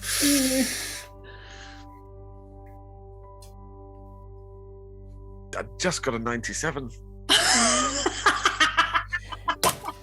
This game has been Ridiculous. completely looping. Poor Harry. The demon who just hate Harry. Amazing.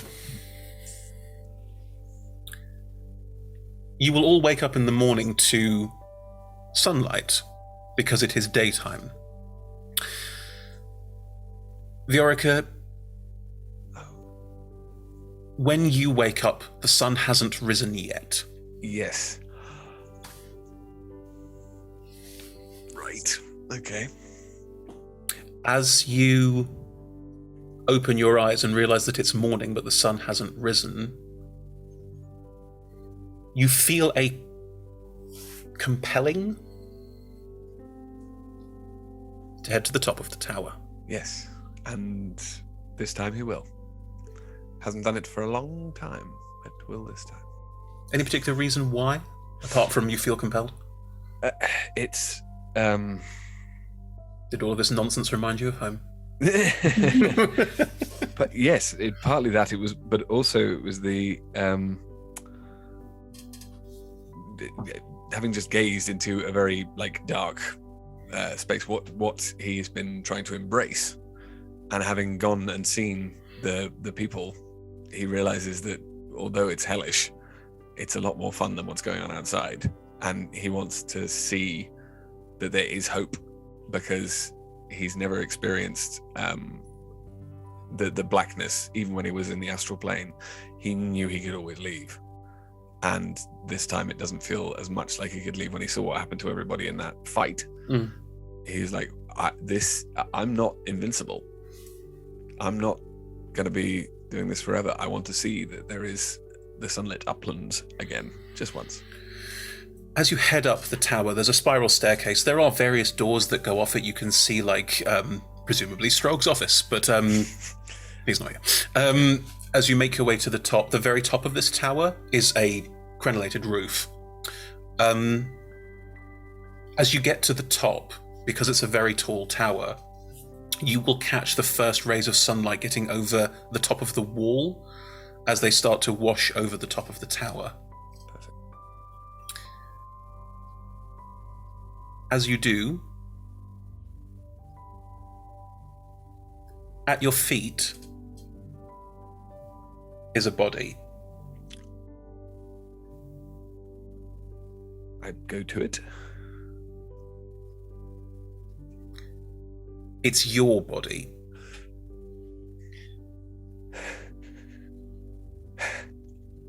The air burial has been going for some time, clearly. You are in pieces. I won't go into more detail than that. Yeah.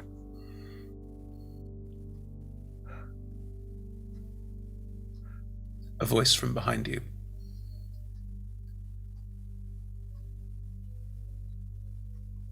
Is it really what you want?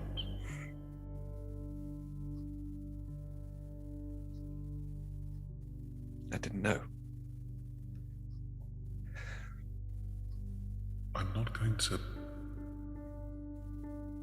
tell you what you want. I don't know what you want. I used to, but if this is what you want, then you are free to live it. No. No. I want to be in the sunlight. I want the world to be a better place. Even if it means the wrong things are done. Occasionally. I know what good is now. What, because you stared into the abyss? No. Because I've realized I can come back. And I want to. I want to be me again. You turn around. Sorry, what was that? Do you turn around? Yes. Perched on one of the crenellations, much like the last time you saw him sat on the edge of a cloud with you overlooking Baldur's Gate, is a young, boyish, blonde-haired man, Lathander. Just sat there looking at you.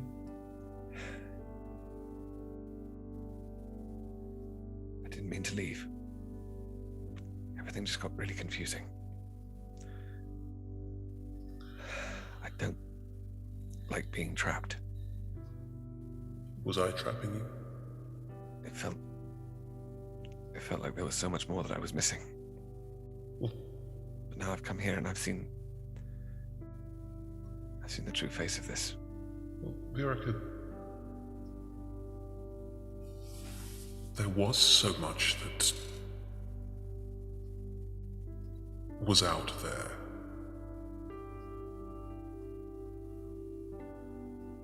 I suppose it's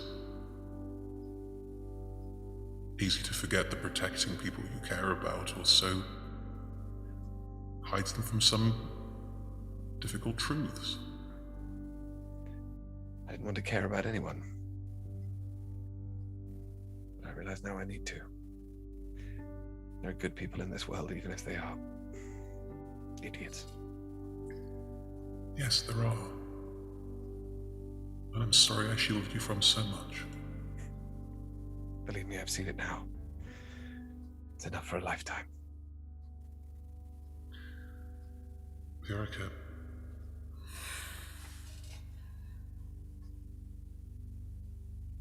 there's always more of this.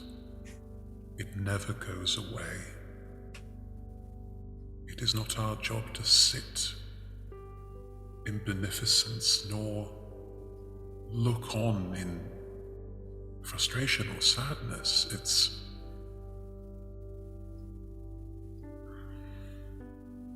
what I want to do is perceive it and fight against it. Now, if I shielded you from perceiving it, I am sorry. And if in your perception of it you have delved a little deeper, all is forgiven. Thank you. You have nothing to apologize for. Only to yourself. That's a full-time occupation.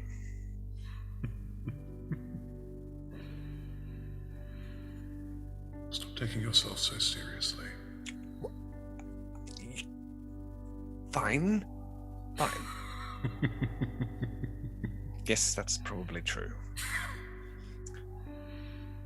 I'm really glad you're still here. I never went anywhere. I did. I know.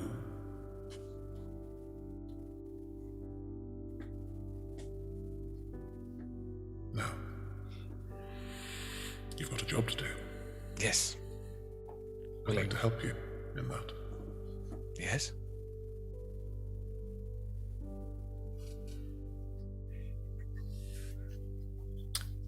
Find out about that next time. Okay. Awesome. We just have all the feelings in 3 hours. Just Yeah. every conceivable feeling, we have them. It was great. Thank you very much, everyone, for joining us for a very emotional session of Reaping of Goldenfields. Oh my! Oh boy! All the feels.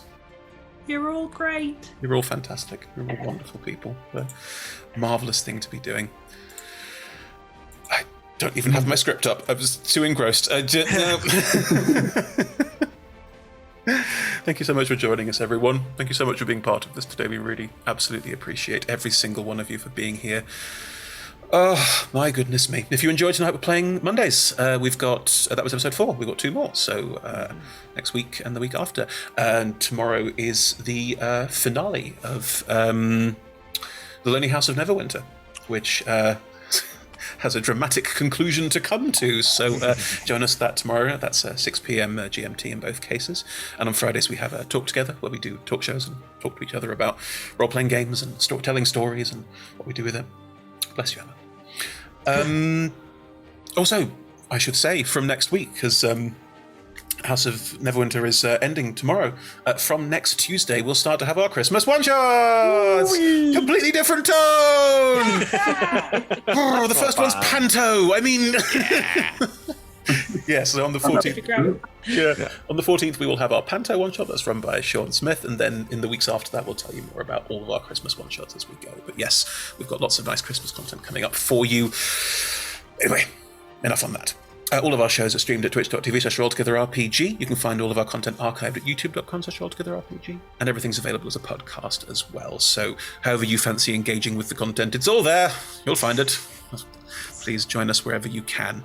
Massive thank you to all of our sponsors and supporters. That's Hero Forge, Alderwood Academy, Ultra Pro, D&D Beyond, our Gems of the Forgotten Realms, Warriors of Waterdeep, Level Up Dice, and our wonderful D20 Club. Our patrons couldn't do anything without all of you. Thank you so much for all of your support and hard work.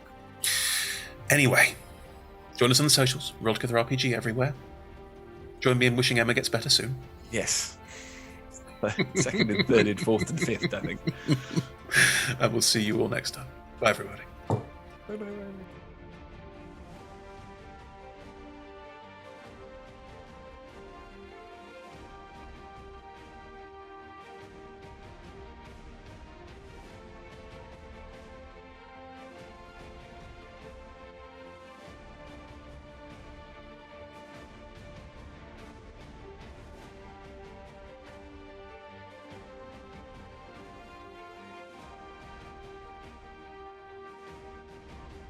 Thank you.